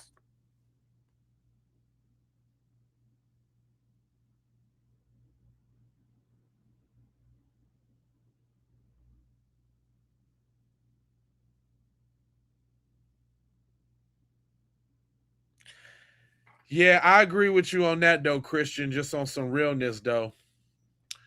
Of course they should. I don't think they should have showed up to the funeral out of respect anyway. Out of respect of the fact that they already played in everybody's faces. You know what? They could have came to the funeral if they was out there looking for their homeboy that night. If they was concerned about getting their homeboy back his phone. If they was on social media in chats and groups trying to see did Nolan get home safe from the pool from the island, instead of calling the Coast Guard, allegedly, supposedly. Instead of doing that, if they would have been, if they would have, when the mom came to, first of all, the mom shouldn't have had to come get the phone. They should have took it back. If they was homeboys, they would have known where Nolan lived at, right? So that's other stuff that I'm thinking like, yeah, they must not really be friends like that. Because you should have ran, if you thought something was wrong, instead of calling her on the phone, you should have took the phone over there. Or even if the least bit, I can understand being scared. I can understand not being able to break down the situation or anything like that. You know what I mean? When they came over to the house to get the phone, instead of making them wait out at the front door for 15 minutes, it should have been a quick powwow, a quick, dare I say, candlelight visual.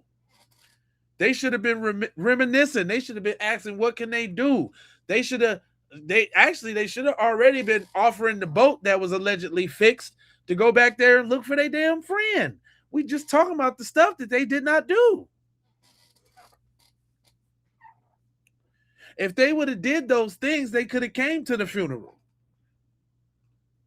If they would have did those things, they probably would have.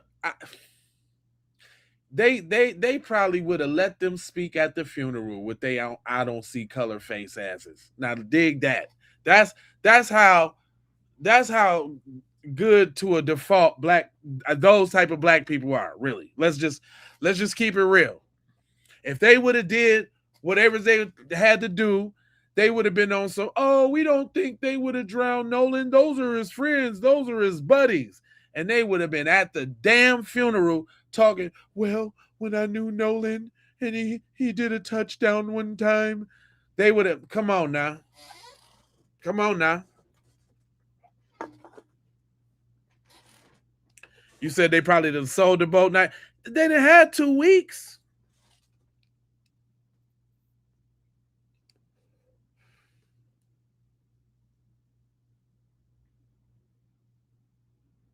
white bro code is different than the world's bro code. Man, that's a profound statement right there. Money Mike, for real, for real.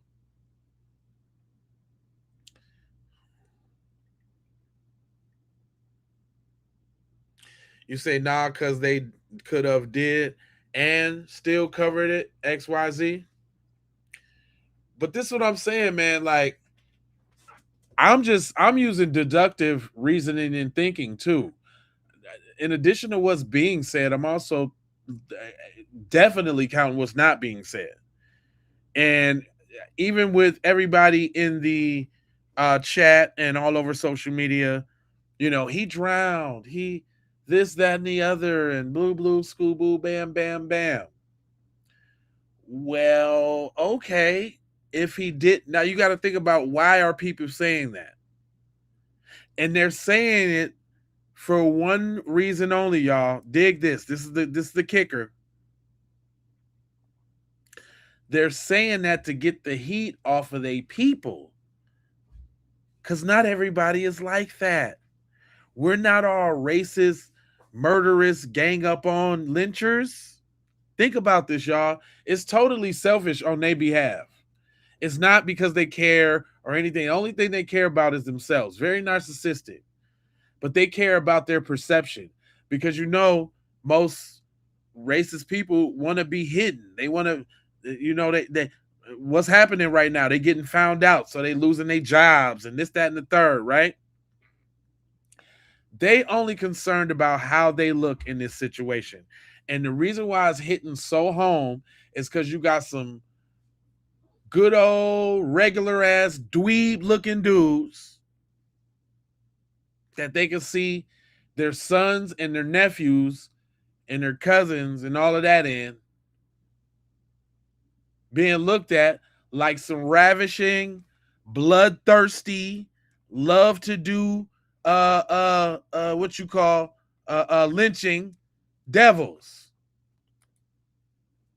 And now they mad because we didn't brought up all the little history about all the stuff they do. This is hence the reason for DEI. I mean, or what they call in the school, what they call that shit, what they call it, trying to take the black education out of the schools. What they call that?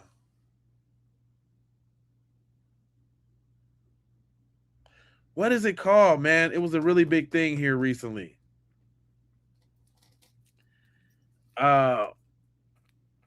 Taking the black history out the school. What that's called, y'all? I know we got some smart people in here.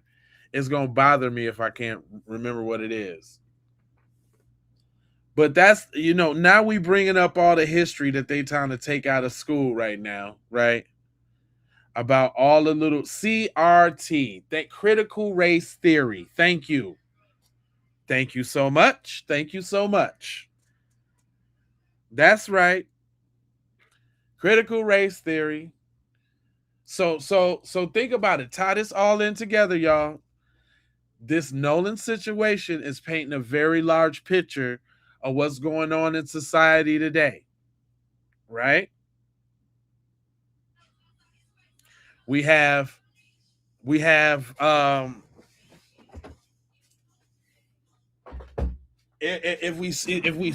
we add it up, we have the perfect ingredients for a lynching, right? We got innocent Nolan Wells who won't do nothing, who has the trust of his friends, and blah blah blah. But you know what he's guilty of? He's guilty of getting at them white girls. Mm-hmm. Oh yeah, they love some Nolan soul pole. Nolan was knocking them down. And when they see Nolan, they see ain't gonna be no future in Mississippi and Ocean Springs because they all gonna be little nigglets. They all gonna be little nigglets. And it's not funny. But when they see Nolan Wells, they see the destruction of the white race, white power, right? And so let's not act like that the KKK is not still actively recruiting members, okay? Let's not act like that. Let's not also act like that a lot of the people there were definitely there back in the day and are still around right now. Let's not act like that's not happening. Let's not act like there's still not a recruitment process. Let's not act like that. Let's not act like that there was a lot of people involved in the coordination of lynchings. Do y'all know about lynchings? Do you know they used to send postcards? People used to take trains to the town. It was right after church service. You know, everybody then spread the word through telegraph and through this, that, and the third. What? That don't go away, y'all. And you want to know why we know it don't go away? Because we got an old girl eating on her baby right now today. Right now today, they doing that. Is that far-fetched? No, it's not. But I will tell you this.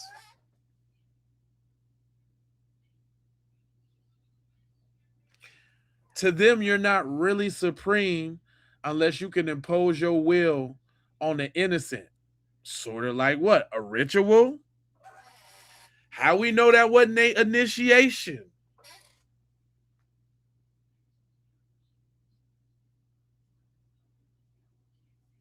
Y'all want to talk about Bloods and Crips and this, that, and the other one? Well, why we don't never talk about this gang? This gang is still out there live getting members.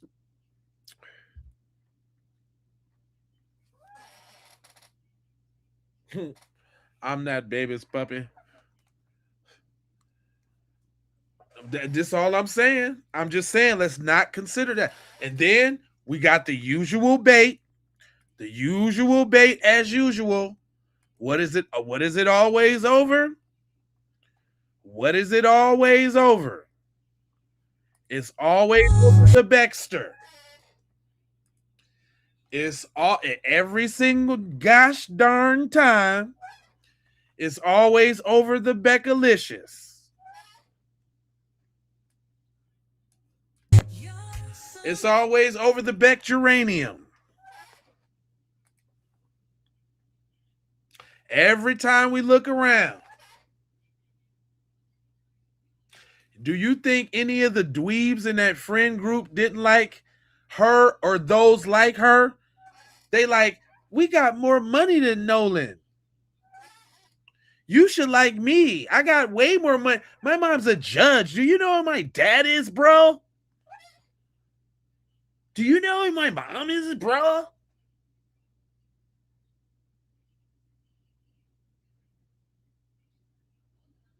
I drive an M5 BMW with the super exhaust tips and the chip, and I got a what they call it I got a carbon fiber spoiler. You shouldn't like him. You should like me. Nolan's a nigger.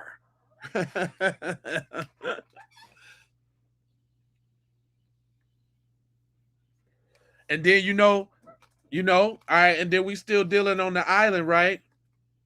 So Nolan and them set up the play for them folks.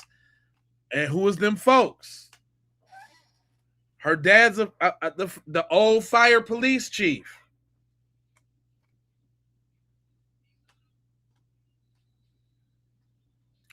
Don't they always be in law enforcement or some part of the local government? I mean, from the past, ain't that how they always get away with stuff?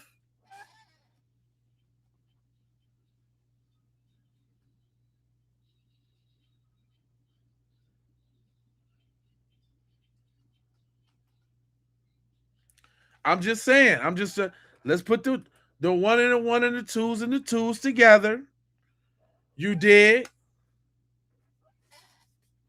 You think none of these look, let's check them out again now. Cause I don't think y'all seen their faces enough. Let's go with the grand dweeb. You think this dude didn't like Katie? Matter of fact, if his mom wasn't a judge and he had a pool in the back of his joint with lake access or water access, do you think he would get any chicks? Warren? Do you think Warren would get any chicks without any money?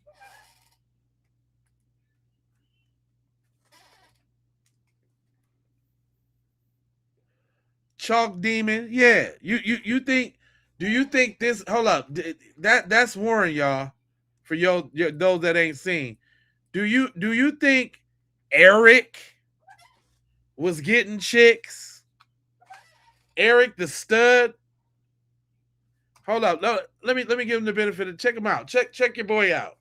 Look at that hair, for Christ's sakes. Who is that? Kelso's little brother?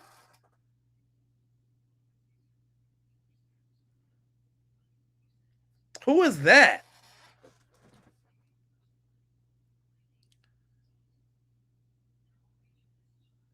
It's the hair alone. He's not doing nothing.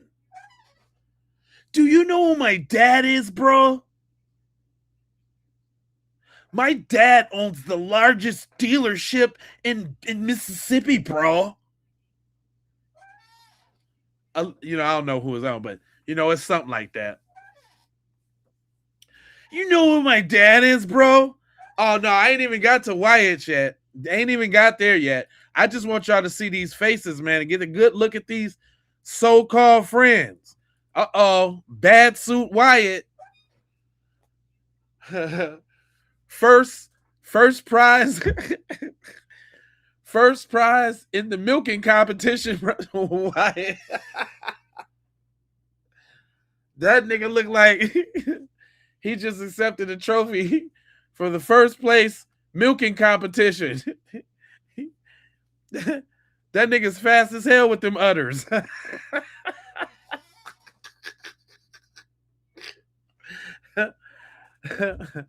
That nigga's the fastest udder diddler in the East. That nigga, that nigga got on his outfit because he done won the last 10 county fairs. For come on, man. That nigga's a part-time sheep wrangler. You think Wyatt getting some chicks?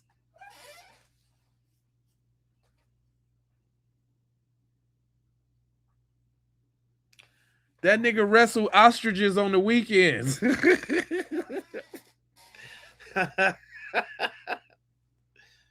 That nigga's proficient in skinning possums.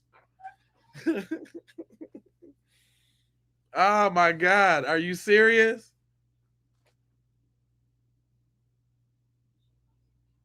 That nigga once camped out in a PetSmart in a PetSmart doghouse for free. And didn't even record it. Didn't put it up or nothing. He just wanted to see if he could do it.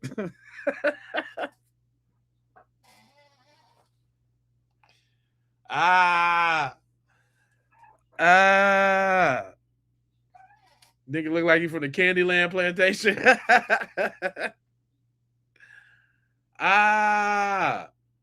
Come on, man. Y'all telling me these dudes didn't have no reason to be jealous of Nolan? Hold on. Look at this guy. Little Eli Campion.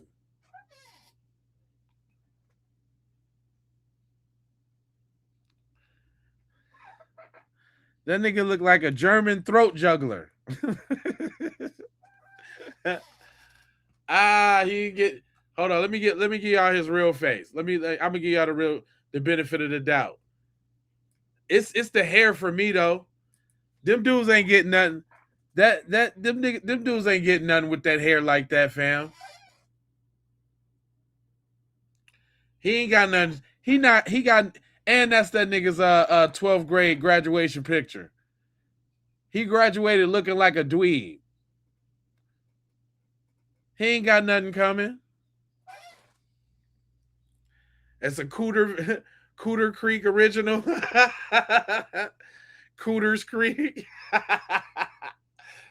Cooters Creek. Not Cooters Creek. Your boy right there.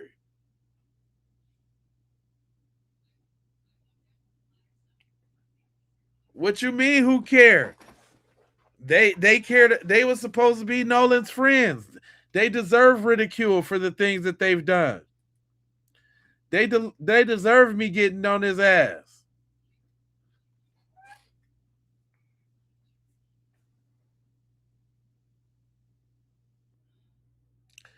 Your boy looking like an apprentice at Geek Squad. Like he locked himself in the room and he played D&D games on holidays all by himself. And he brags about one dice that he has that has 64 sides. He got a 64-sided dice. And he's happy about that.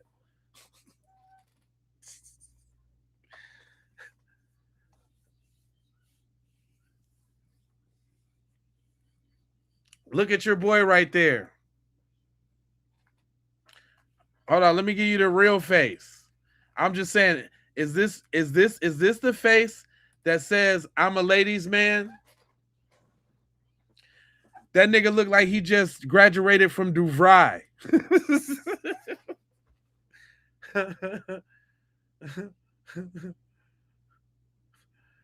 That nigga look like he just graduated from a schematic CAD program.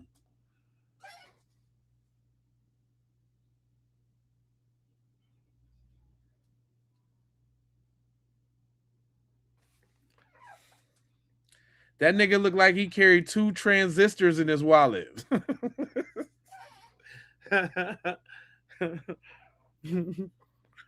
Ah, shit.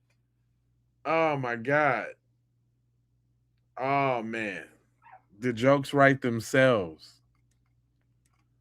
Gosh darn it. Oh, they deserve all the ridicule, fam.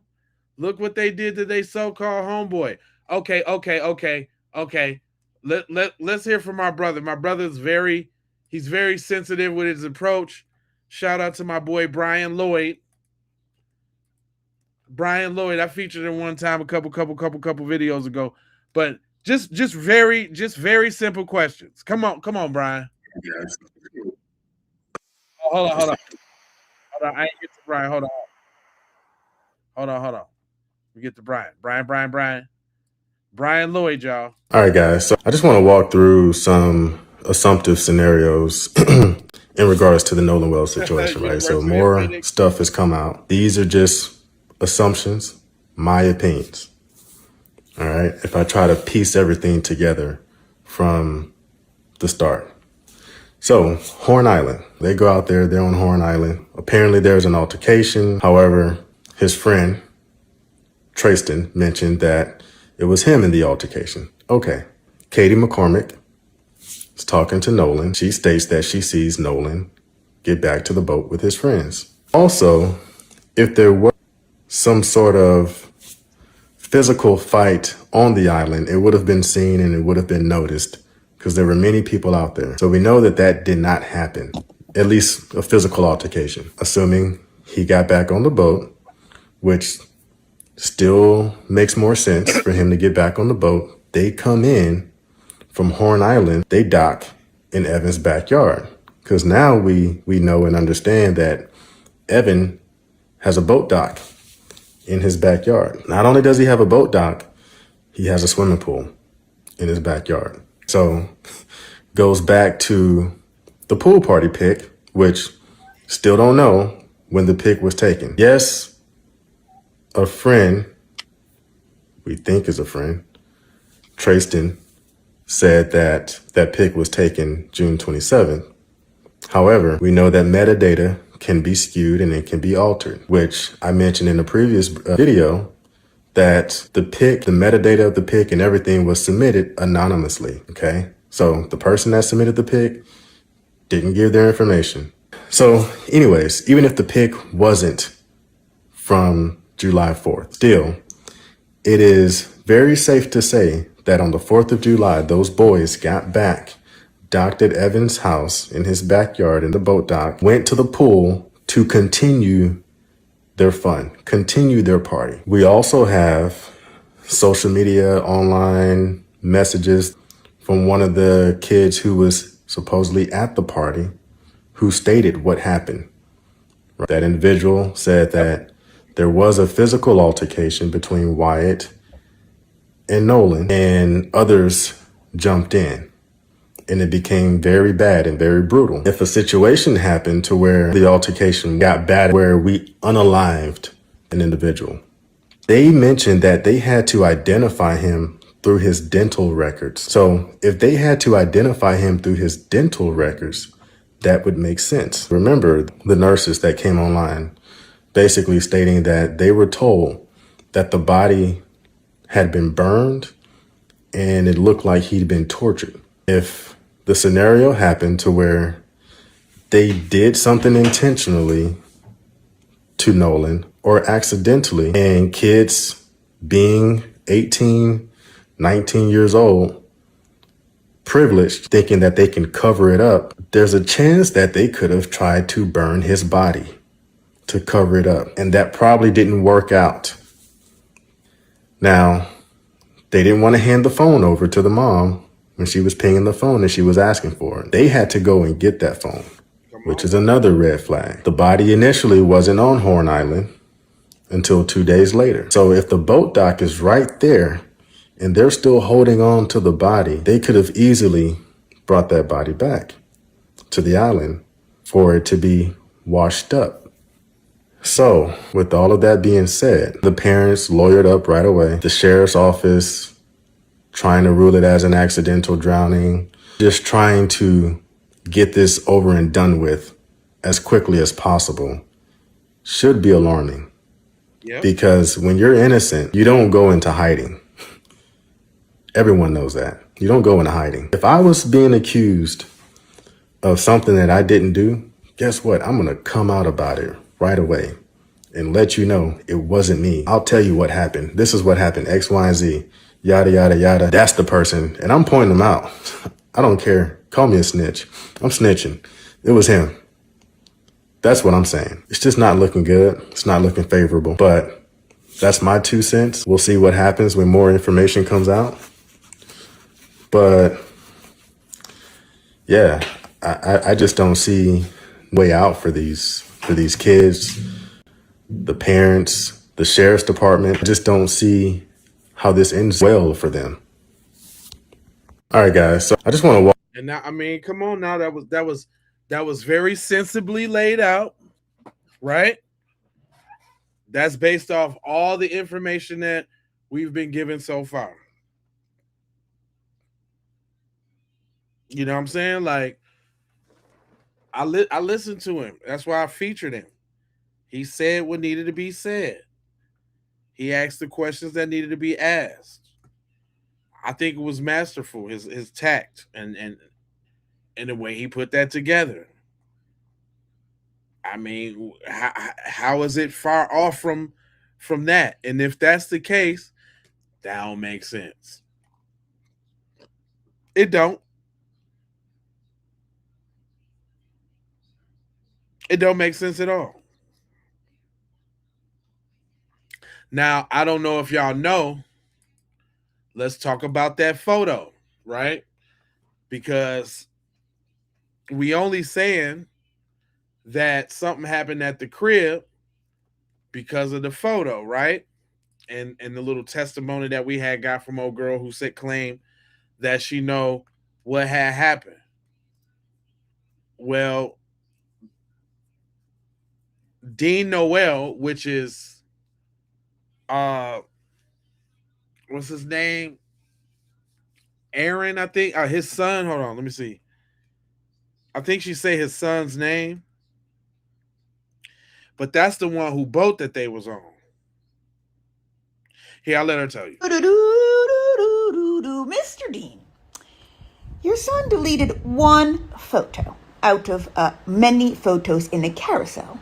Just the photo that happened to be the only photo of Nolan and the only photo of the pool party with the basketball goal that he was allegedly killed at. Now, if your son couldn't take the comments, why didn't he just turn the comments off? Are you aware you can turn comments off? He deleted one photo and kept the other 10 and deleted the one photo that would have exonerated him and proven the party was on the 27th, but he deleted that one. Okay? Sir, y'all have very bad lawyers over there, and you're never going to be able to out-lawyer me. So keep talking, sir. Keep talking, because you just... Go to the police, sir. Go get that 100 racks, baby. You need that 100 racks. Go get that 100 racks.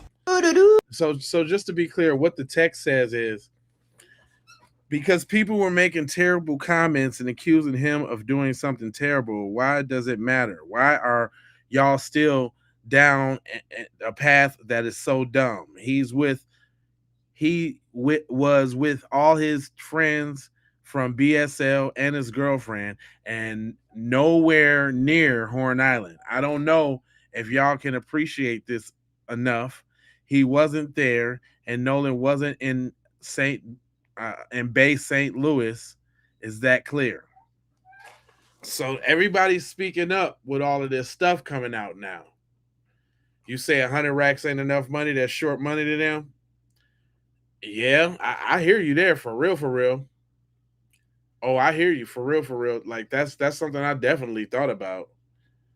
Like, yeah, you might have to come with a little bit more than a hundo. You know what I'm saying? Like, to make somebody really talk.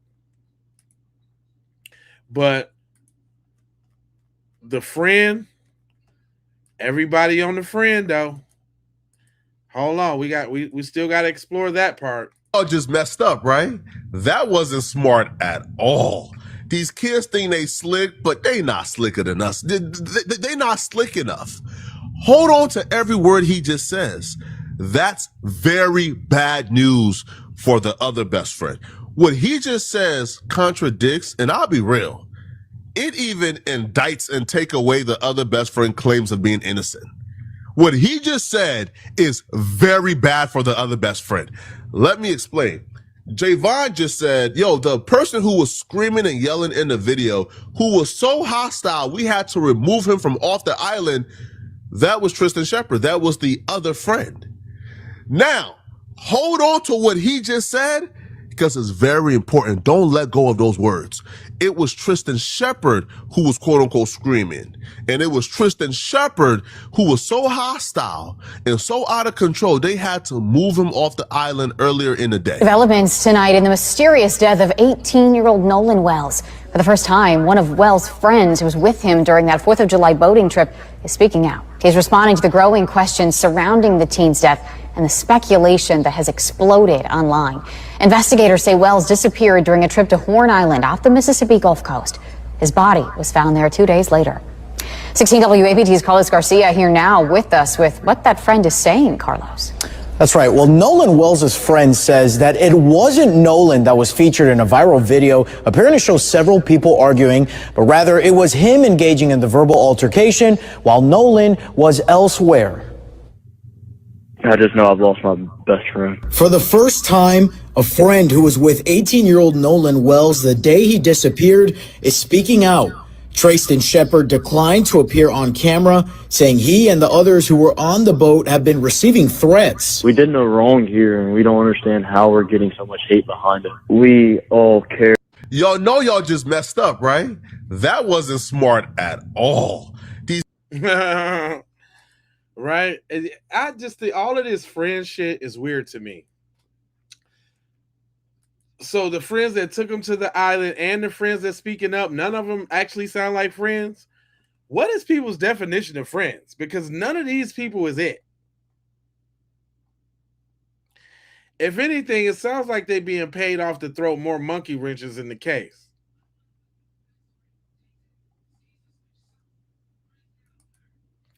I mean, that's just to me. It just seems like they just keep saying, and they keep trying to make themselves victims. Thanks, Chatty. Where you tapping in from, Chatty? We appreciate that. Where you tapping in from, Chatty? Yeah, I'm mixing and I'm cooking. I like that one too with the turntables. Y'all know I be doing DJ. I can. Y'all ain't know that. Y'all ain't know I get down like that. Was either one of them at the funeral? That's a good question, though. No ego. I don't really. Oh yeah. You know what? I think I seen the judge hugging them at the funeral. I got the funeral on this channel. Look at the video I did earlier. You can watch the whole thing. Where the lie detector test? Yeah, exactly. Nobody said anything about that. Marcation, where you tapping in from, boo? I ain't seen your name, but you're right. You're spot on, though. Where's the lie detector? That's a easy one that could have been administered real quick. That could have stopped a lot of the fluff and a lot of the questions. But again, like the investigation's ongoing. But they got a little money for the investigation too. I wonder, can they could be able to subpoena those two. Oh, that's his name, Evan Noel. That's it. Shout out to Kim again, cause she been on their tail for real though. The dude whose boat that they was on, his name is Evan Noel. All right, Daytona Beach in the hen house. That's right. Please do it, y'all. Do what she said. Follow, like, share, and subscribe. Oh, this is another thing. I know we streaming over there on TikTok too. TikTok people, they don't show me y'all comments. So if y'all could be so nice as to come over to the Keep It P podcast or the J Lava channel, you know what I'm saying? So y'all can engage in the conversation, because it's come to my attention that we got some viewers over there on TikTok, but I can't see y'all comments. And it's come to my attention too that we got some over there on Twitch. I don't know if I see y'all comments either. We streaming on Twitch. I know we can see the Facebook comments, but they be playing on Facebook though. I don't know what's up with Facebook. Facebook be like stifling or whatever. Thanks for the jewels, Mom. I appreciate. But yeah, and by the way, if you want to see the big screen, like if you're watching this on the TV or you want to see we got the long view, and then we got the little short view. You know what I'm saying? With the picture at the top and the comments on the bottom. So just, whatever your flavor is, however you catching the content, but I appreciate y'all so much. Yeah, I can see your comments for sure. Oh, I tap in with the family, boo. That's what I do over here. Yeah. We talk to the family over here. But Kim wanted to bust it down. She said, Evan, if you're black, if you were the black friend, they would have done it to you because you're the star kicker. So I guess it's another person on the team.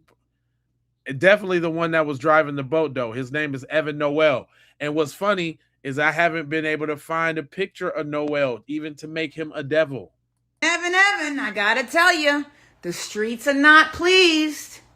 The streets are not pleased with you, Evan. The streets are not pleased. Everything, what up? Let's hope you don't have any freak, accidents or something. You have a chance, though, to turn it all around right now. You have a chance to rat your friends out and tell everybody what happened. You're the star, Evan. You're the star kicker. You're going to throw your whole kicking career away for these fucking murderers? You're the star of the show, Evan. If you were black, they would have killed you, Evan.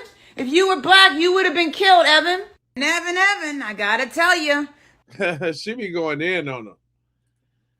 And the reason why I play her, though, because, you know, she using her privilege to say stuff that others would think twice about saying.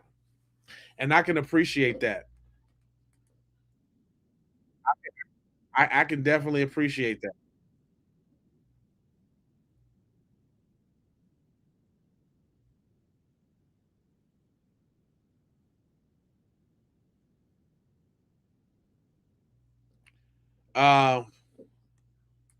What'd you say?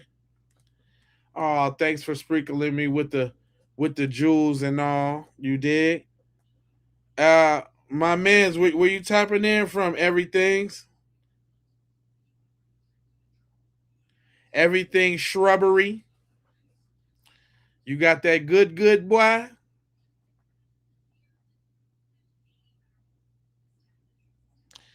Why don't I answer your questions? What you say, Pat Johnson? Let me look up here and see what you said. You ain't say nothing. You ain't say nothing, Pat Johnson. What you got to say? It better not be no bull nothing. Yeah, of course she took it the hardest. That was her baby. You know what I'm saying?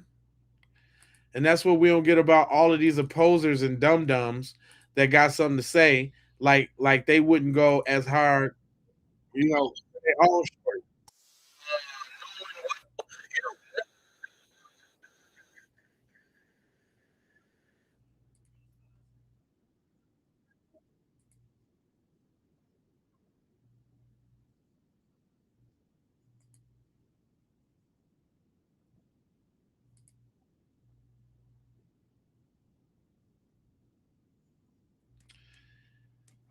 I was just watching this video and I was just thinking about if I actually want to play it, and then I don't, because he's actually saying some nonsensical nonsense. Thank you for the sprinkle, y'all. Y'all say what's up to Markeisha in the chat, because she's sprinkling your boy, and I really appreciate that. Give her a nice warm welcome. But yeah, man, we are going in. I don't know if everybody had the opportunity to see this fake. Well, I wouldn't say fake guru. She's Sherry McCullough. She's a forensic analyst or scientist, and she tried to put her little 2 cents on the little thing. And I actually wanted to listen to see if I want to chop it up or see if there was something about it. Though his keys and phone were there. So what do these new records actually tell investigators? Do they answer any of the big questions in the case? For that, I turn to Cheryl McCollum, active crime scene investigator in Metro Atlanta, who's worked on high-profile cases from Tupac Shakur to the Zodiac Killer. She's also the author of Swans Don't Swim in a Sewer. Great to see you as always, Cheryl. So what answers does this dispatch audio, does this GPS data, what answers do you have now that you're in? You know, you can hear the voice. He doesn't sound panicked. He doesn't sound out of control. He sounds very calculated. There's a problem. See, I said that I told y'all that them calls could be set up, fam. I told y'all that. She's saying it in a different type of way without saying it.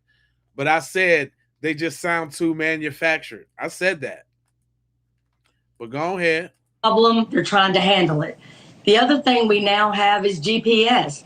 Tracking that boat is critical because these boys already made a statement. They already talked to family. They already talked to law enforcement. If their story does not match completely with what that boat did, then they're going to have a problem. Well, from what I can see, it seems consistent in the idea that the boat was having problems. What is interesting is the dispatcher says, is everyone on board and in good health otherwise? And the caller says, yeah, everyone on board. First of all, everybody's on board. Nolan wasn't on board, right? And he's not fully answering the question. Well, unless I'm looking at it wrong. Unless I'm completely off. Well, he's probably answering what. Hey, for those of y'all that can't see either one of those talking, y'all is on a different feed. We got the horizontal feed with the up and down, and then we got the full feed with the side to side. Go ahead and hit that like button, subscribe. If you want to dip right out and come on over to the horizontal feed so you can see the whole thing, I would encourage you to do that.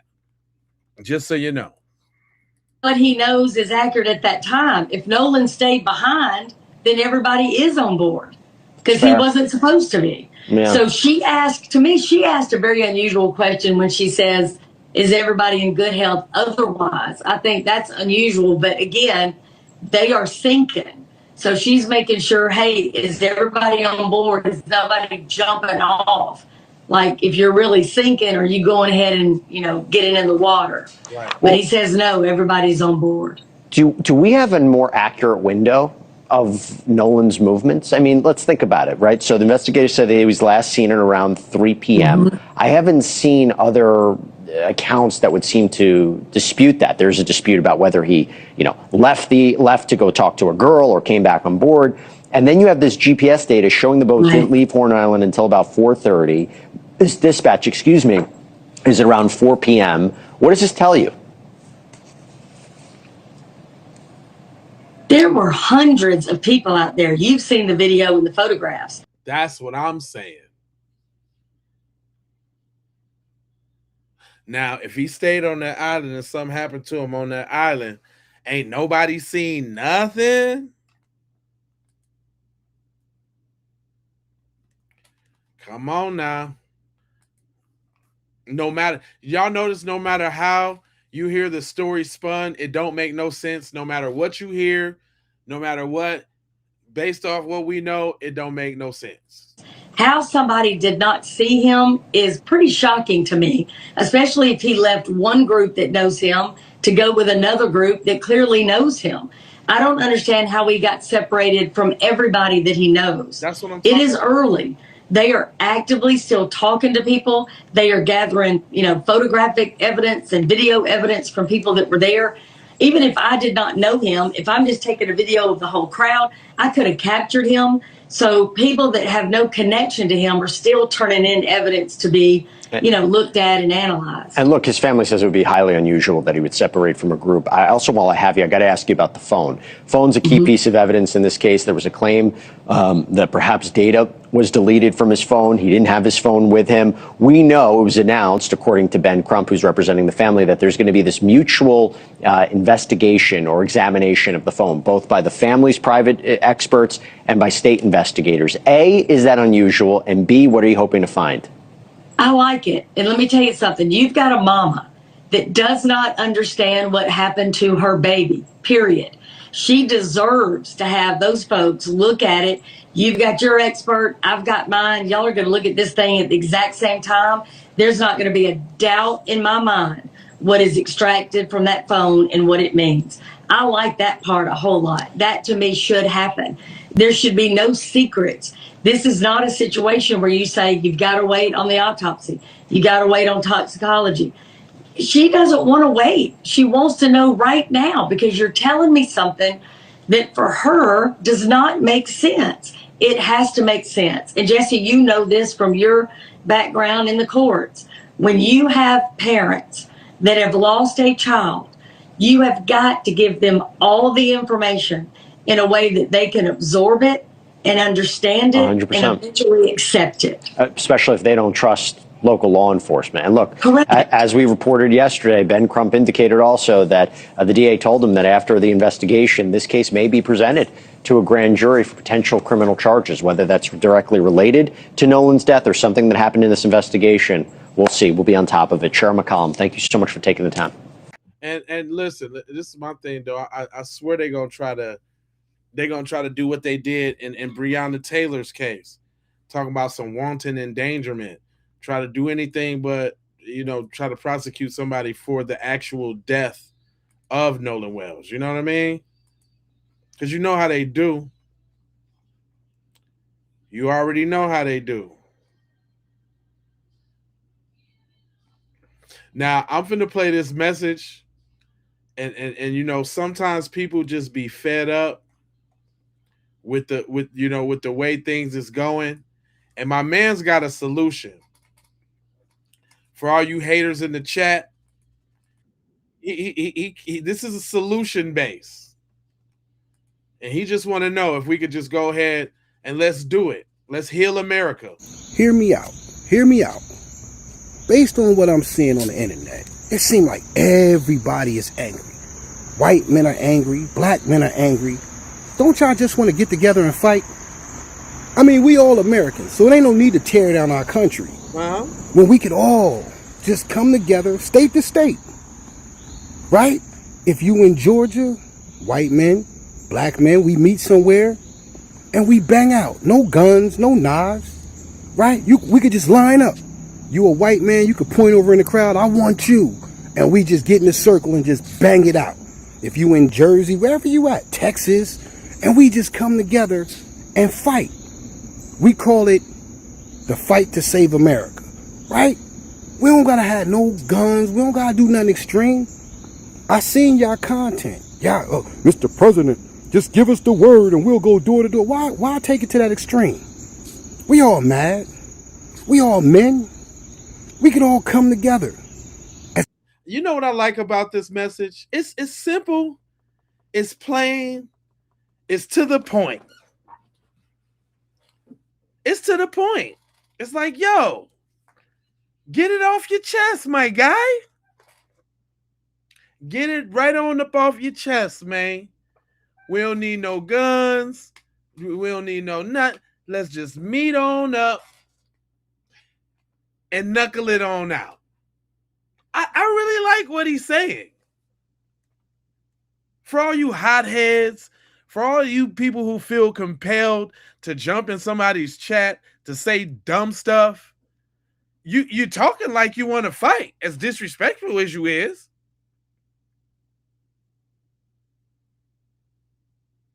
You're talking like you want to fight.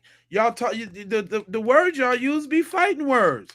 Is that something y'all like to do? Yeah, the old school way. You know what I'm saying? Go ahead, get it off your chest. Then we can all have beer, smoke blunts, and all of that right after. Right after y'all get the little animosity off your chest. Get that Anna off your chest.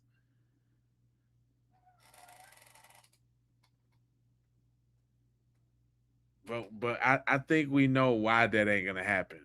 Especially without no, they not coming to the fight if it ain't no guns involved. I know that. What he's saying is noble. What he's saying is just. It's real bravery. It's real man shit.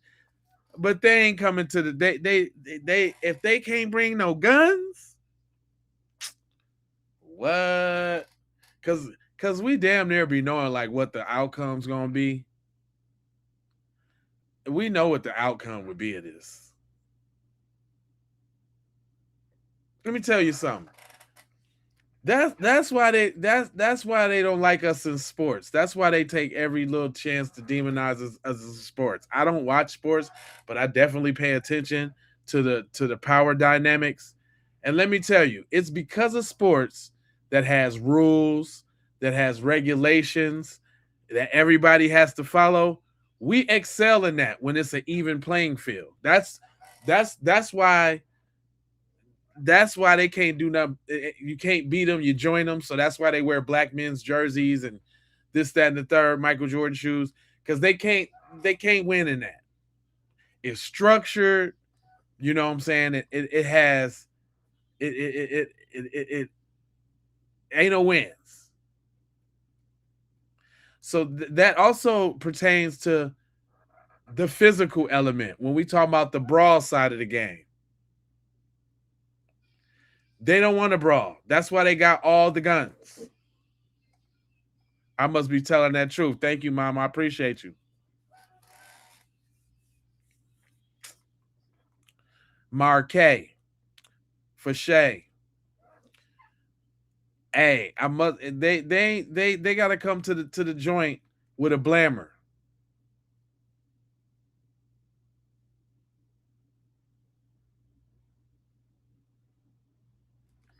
Let him finish though, because I like where he's going. As Americans, that's the American way. Home of the brave. right? Just come together, state to state. Just punch it out. Everybody go home to their families, right? I don't see nothing wrong with that. Me neither. I think that would really heal the nation. I think it would really heal the nation. And since y'all so angry and y'all want us to just stop talking, make me to just shut me up. Oh, now it's low IQ. Say the most violent people in the human history. The most violent people in the human history. So does that make you low IQ? The cynics? That must mean you low IQ, because that's what you and your kind always resort to. So does that make you low IQ? Thank you, Terry.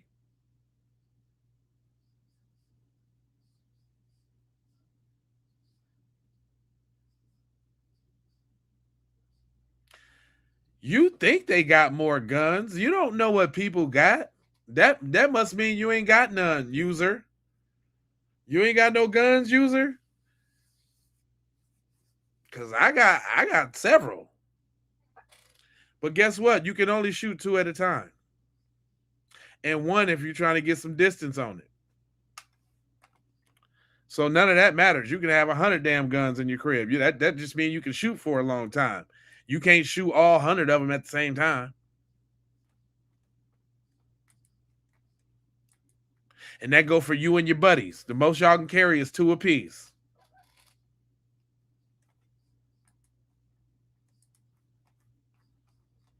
Anyway, let him finish. And look, you could even have some of your black friends. You can get Officer Tatum, the Hodge twins, Jason Whitlock. You know all the people that y'all like. You could even get them on your side. Even the ones that we don't see on the internet. You could even pull them up. They could be on your side too. And we could just come together and just bang it out. And everybody go home to their families. We let all that energy out, all of that frustration. You know what I mean? We all men, man. We don't gotta keep going back and forth on the internet. We can make it happen. This is America. It's what we do as Americans. I mean, the proposal is there. I mean, what's up with the old school slugger fest? I think that's a, you know what I'm saying? Wouldn't that relieve a little tension? Don't y'all want to get a little animosity off y'all chest? I mean, y'all over here in the comment section steady popping off.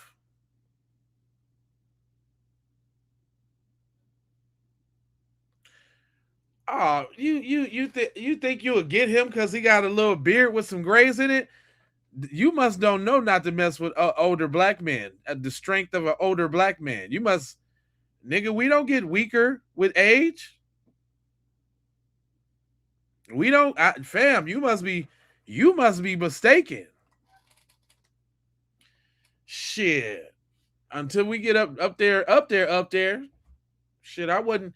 Shit, I wouldn't even have thought about trying my dad till he got in his upper 70s. I'm gonna tell you that right now. Wouldn't even think about bothering that old man till he got up into his like upper 70s and shit.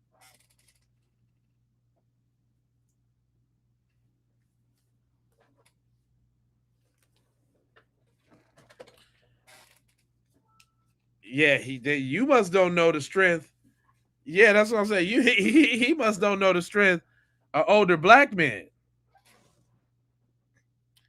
Don't let them whiskers fool you, boy. That boy dropped them Fifth Ward bees on you. Straight up. It'd be a real bad day for you. A terrible day. I would hate to see the day that would bring for you, my friend.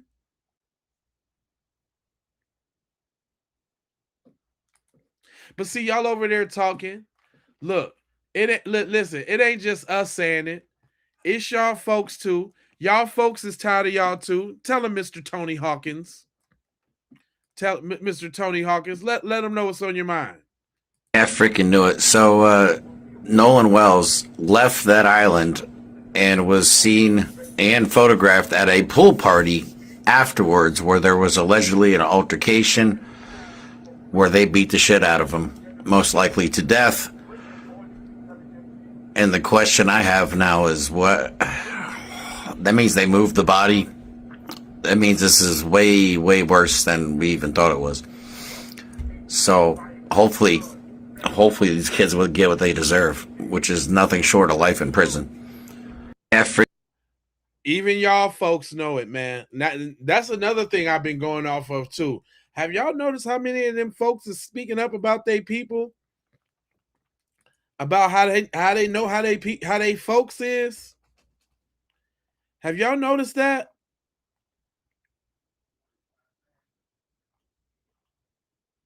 I mean, even listen, white folks, Latinos alike is even speaking up, fam. Everybody. I had a visit this one earlier, and this explains their hate and why they don't like us. She says it correctly. One of the reasons white people hate black people is because we cannot tolerate black joy. We cannot tolerate black intelligence. We cannot tolerate black beauty. We cannot tolerate black confidence. We cannot tolerate black camaraderie. We cannot tolerate anything that frees a black person. There's a level of racism that I think hits differently for black people than it does for Asian people or Hispanic people or Middle Eastern people or Native Americans even. Is that what it is, y'all? Is that what it is, y'all? Y'all just can't stand all the ways we shine makes y'all mad as hell, huh? Y'all don't like the fact that we still thrive and survive, and y'all done tried everything in your power. I mean everything in your power. Everything in your power to try to hold us down.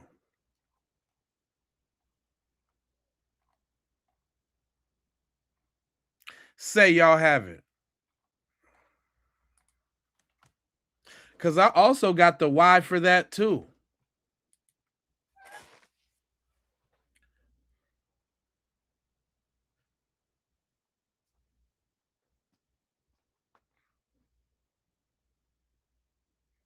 What? I don't see them Twitter fingers.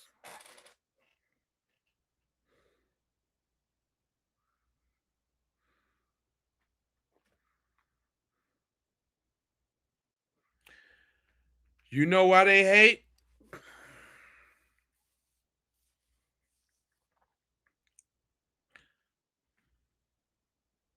Rains Burke, you said, why are you continuing to spread hate?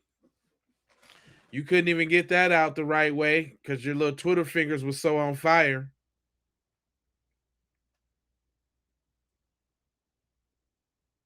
Before I let him cook out, I'm going to give y'all a reason why. Because I was waiting for y'all too. Y'all was cutting up during the funeral. And by the way, if y'all missed the funeral, y'all can go back and check the funeral. I did the funeral early. It's about an hour long. Y'all can go check that out.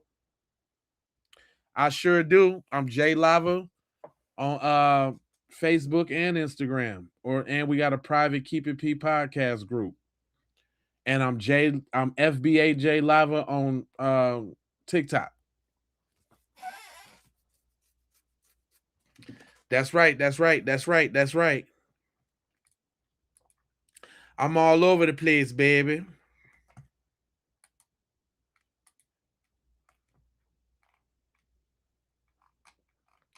I'm all over the place, baby.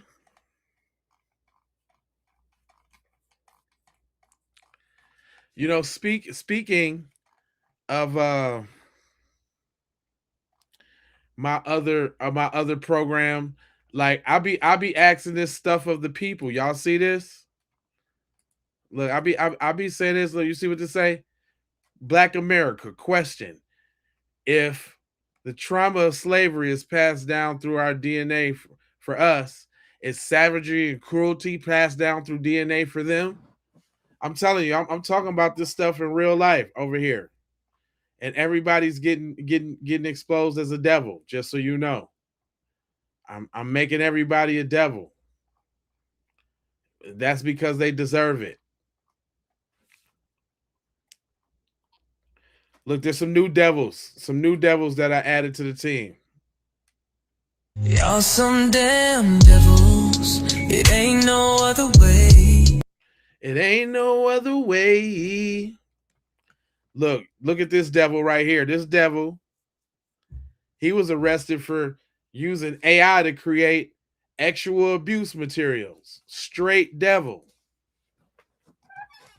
Y'all see them folks? I appreciate that. I will.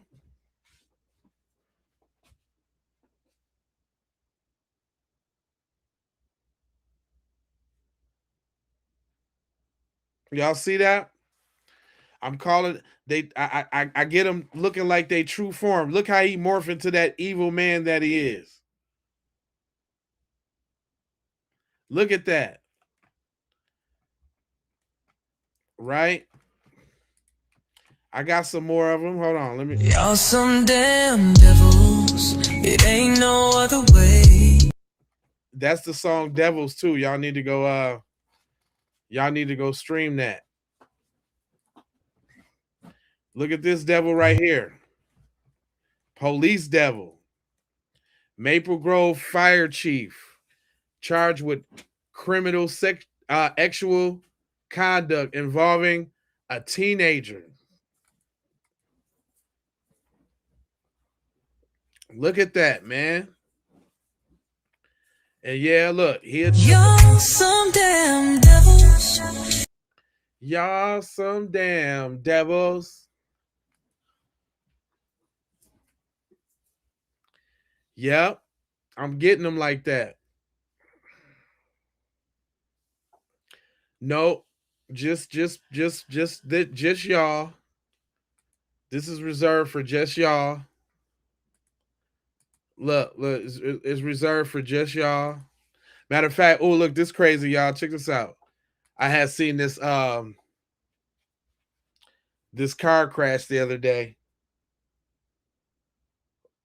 This is like the craziest car crash you ever want to see. And the police right there said that he fled the scene. But he launched off that U-Haul right there up into the sign.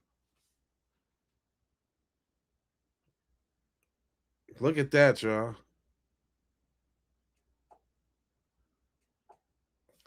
Is that crazy or what?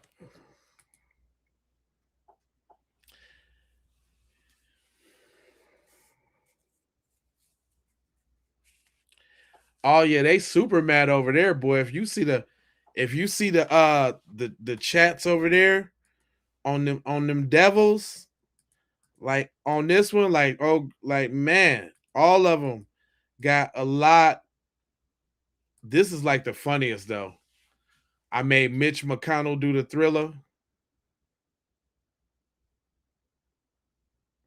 I wish I could play the music, but y'all know what it is. Look at that hair. Look how he whipped that hair though.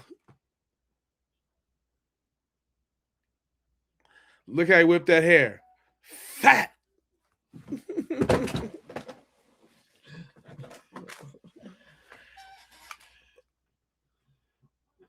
I'm going in on him, y'all.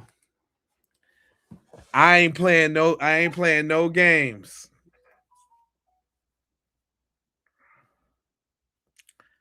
I ain't playing no games.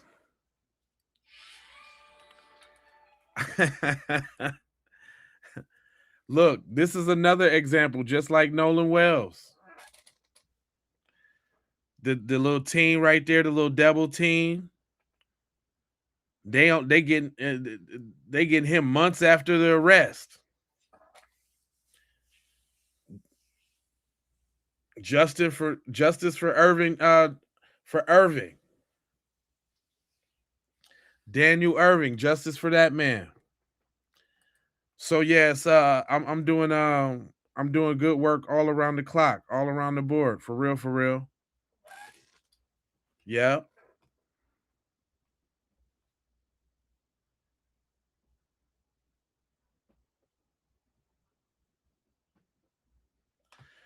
Oh yeah, that's all me that I'm playing. This is the other stuff that I'll be putting up on other social media sites. Lindsey Graham, he just croaked, and he was a show enough devil before he croaked.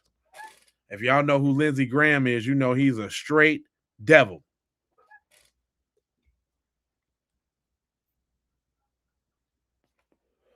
Yeah, y'all know who Lindsey Graham is? He's a devil.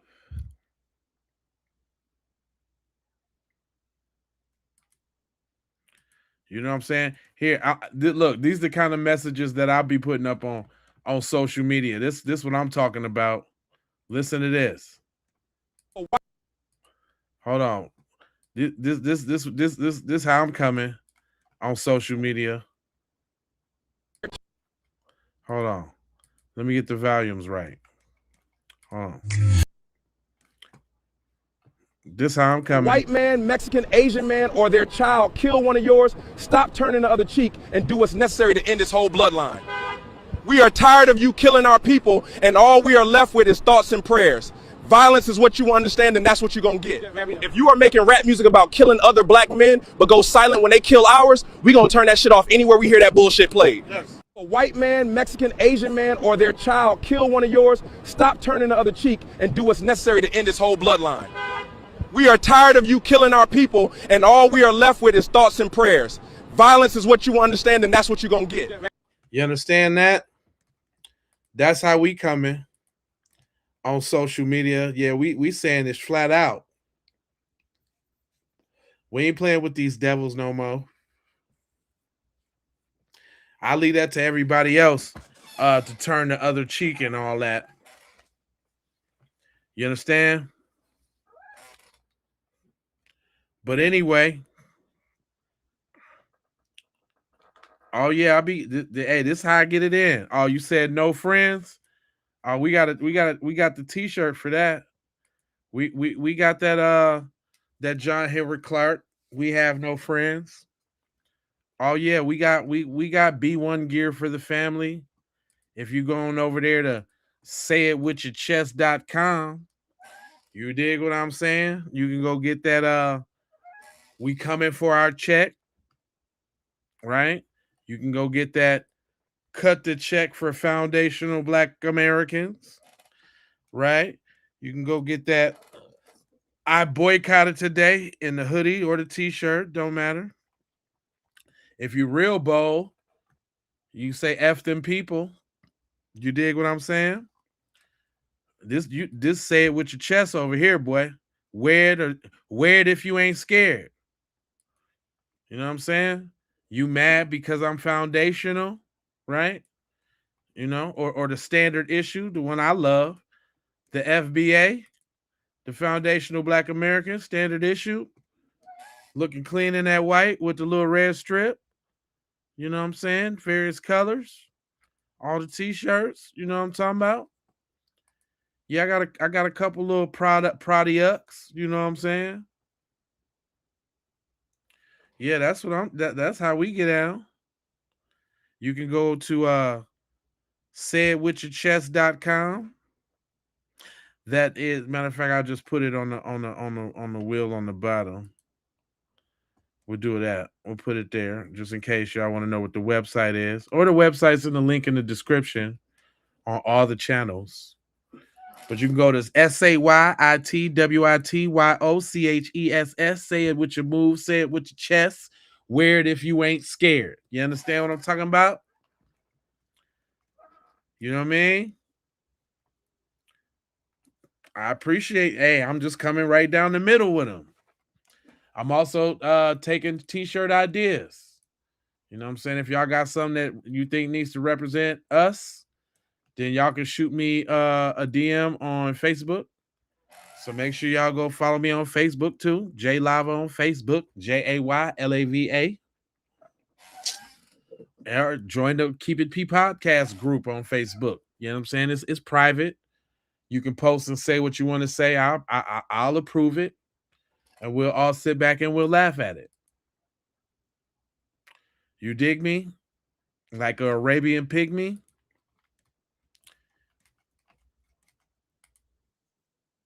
Look, that's the sheriff in this case. In case y'all ain't had his face, that's Sheriff Ledbetter, the dude that was talking about ain't no foul play right off the top.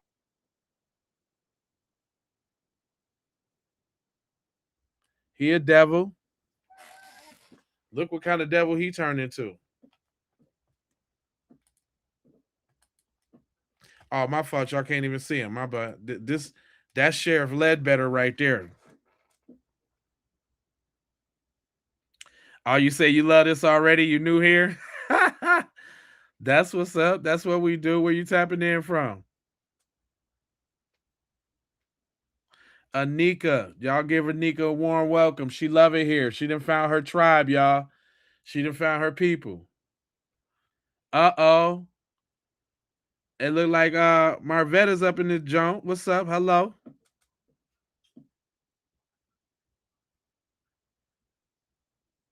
Hell yeah. I appreciate y'all, man, rocking and rolling with you. Shout out to the members in the house, though. Real talk.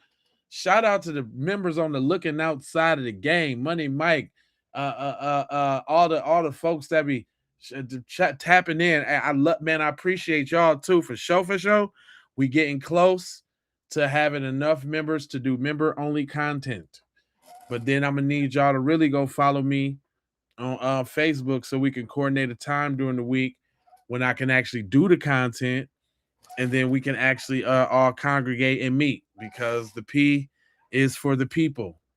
And if I'm not doing it for the people, we ain't doing it at all. You understand? So I'm gonna need y'all to rock with me on that. You like the shirts and the hoodies, man? I thought I was doing something.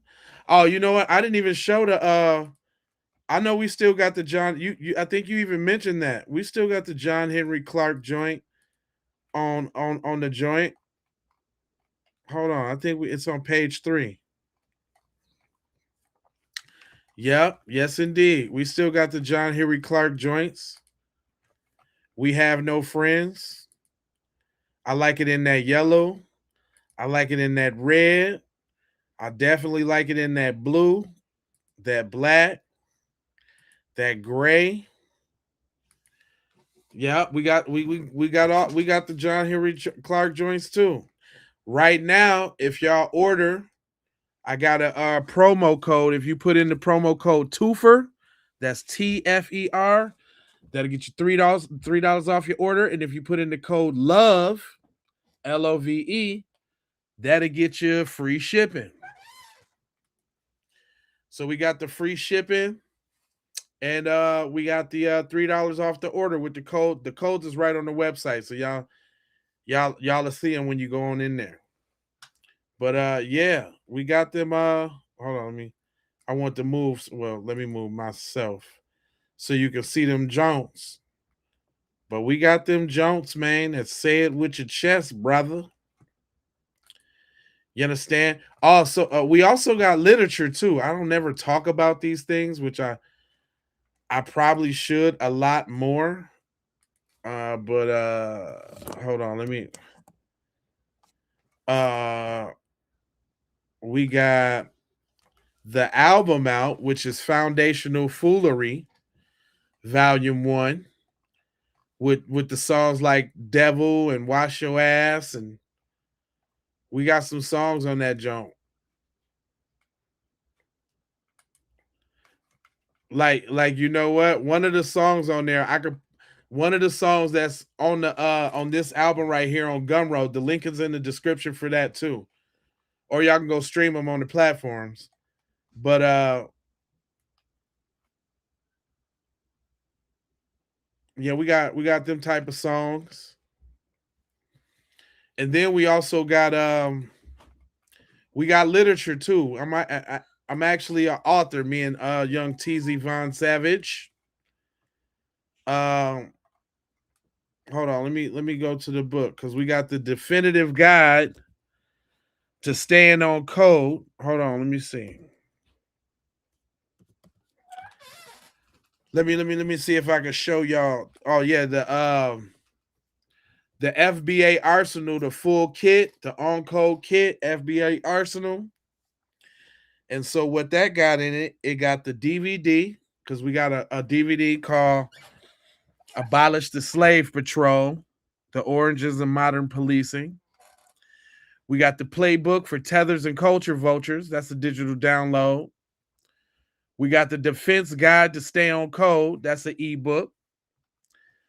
We got the Stay on Code Handbook. That's another digital download.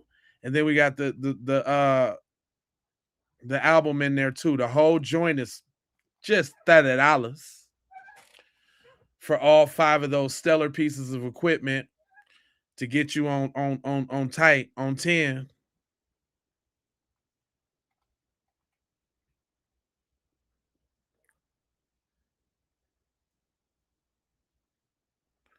You know what I mean? So like we even kind of teaching it too, like in the definitive guide to staying on code. It says take your code application to the next level with its expanded guide. Dive into real world strategy, advanced breakdowns, community defense tactics, and next steps for cultural protection and FBA empowerment. Come on now. Somebody come on. You gotta tell me something. Them boys coming with that whoop whoops. So we got a couple things for y'all if y'all want to support the channel. You know, that's just how we get in. You know what I'm saying? Y'all know y'all gonna see me tomorrow. I'm sure there's gonna be more updates, but there's also some other cases that I want to introduce. If y'all don't know about the one case where matter of fact, I'll give y'all a little preview real quick. There's a case out right now. Let me see. I put it in the archives because I did want to flash to it real quick today just to kind of let y'all know where we going. But this one right here, man, this is terrible, dude. This case right here that I'm about to be covering, I'm gonna do it tomorrow. Matter of fact, nope, I ain't gonna show y'all none of it. I'm gonna do this as a short video tomorrow. I ain't gonna listen. What I'm finna start doing next week too is instead of just the live videos, there's gonna be some pre-recorded videos in between there.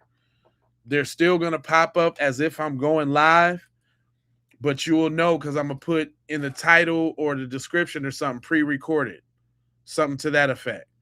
Because I want to make sure I get out more content on the week, right?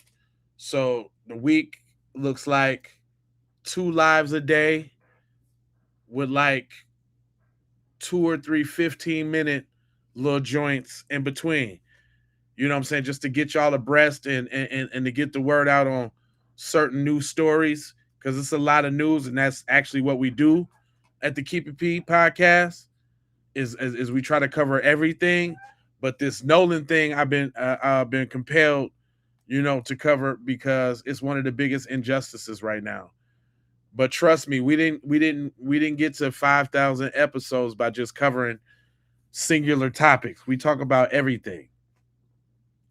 So for my mods and now all that, those shows will run. Y'all, you know, definitely can hop in and regulate if you want, whatever. Show your support.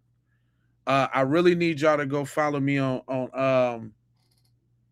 the Facebook too, though, and DM me and all that, so we can so I can kind of coordinate with y'all about you know what I'm saying, like what the scheduled times is gonna be. But I figure I want to keep with the old program, so I think it's gonna be 8:30, 12, and 6:30. I'm trying to go live 2 to 3 times a day. So it's gonna be at least like a nooner, like a lunchtime nooner, and then a nighttime, a little nightcap. But I also want to do the you know what I'm saying, the early morning jump too, just to kind of get everybody going, and you know what I'm saying. I like it incorporate real stuff, like, you know, what the weather's gonna be throughout the region and this, that, and the third. You know what I'm saying? Because if y'all don't know, we building a real network here. This the Black Fox News. We just tell the truth. You know what I'm saying? So just as bold as Fox News be with they BS and they antics and they propaganda, we are just as bold with our love, truth, peace, freedom, and justice, love, life, loyalty, knowledge, wisdom, and understanding, and shit like that. If you know, you know. Okay, yeah, let me do that. That's a good idea. Let me pin the Facebook up in there real quick. That's a very good idea. Hold on real quick on the quick side of the game. I don't know if I can pin stuff in there. Yeah, I don't know if it let me do the pinning. Let me see. Yeah. Okay, yeah, I can pin it. I pinned that in there. And let me see if I can pin that one, and let's do the Keep It P podcast too, because that's a little bit more private. I definitely want to grow that group so we can just have our own space to chill. You know, I haven't really thought about the questions that I'm gonna ask, but before I let you in, but I usually look at everybody first. You know what I'm saying, before they come in there and try to do a good job of monitoring the spot. Of course you can be. Yeah, you can be a moderator. If you want to be a moderator, there's a couple rules. We let the trolls troll until they start spamming the comment with like the same thing or stupid stuff. But yeah, moderator job for me is pretty easy, man. Just show love and make the family feel at home when they come in like you came in. You know, see how we welcomed you in? It's like, you know, that's the kind of environment that we want to keep over here, despite the riffraff. The riffraff is important though, because again, it's the yin and yang of this. We wouldn't be nowhere if we didn't have the yin yangs. This is the Keep It P podcast, John. I'm gonna pin that too. So I'm gonna put the pin on them. And I guess while we at it, I might as well do the TikTok, John. And we over there streaming on TikTok right now. We is over there streaming on TikTok right now, and I wish the TikTok people, man, was able to go over to the other channels on YouTube so y'all can join the conversation too. I hate that this program hasn't worked out the kinks enough to be able to decipher the stream, but look, this is what it looked like over there on TikTok. We live right now on TikTok, y'all. Straight up. Look, they got us live on TikTok. Check me out. Look, I'm looking at me, looking at us on TikTok. You dig what I'm saying? So I'm trying to make the moves to get us everywhere. Let me give you the 2 reasons why most Latino streamers were. So if y'all is on other platforms, I am active on other platforms as well. I'm trying to do. I'm also even on X, but I'm on X too. But they ain't giving us no rhythm over there. They ain't giving us no rhythm.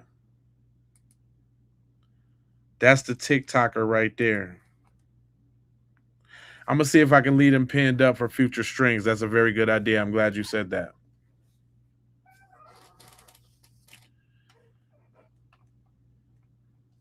But yeah, man. It is Jay Lava, the people's helper, the people's man.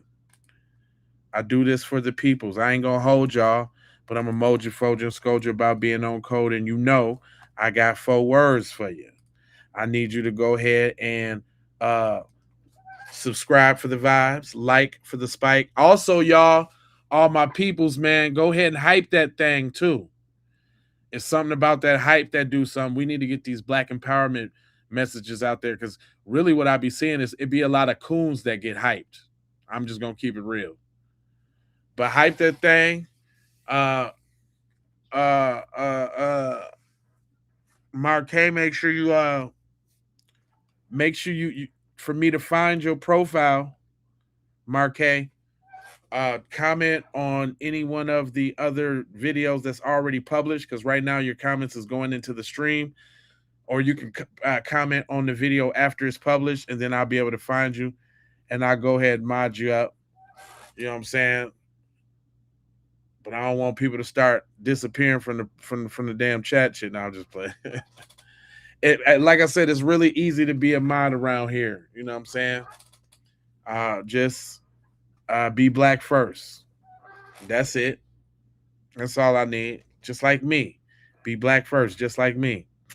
Other than that, love, peace, blessings, and aloha. I'm out the Doha for Shoha.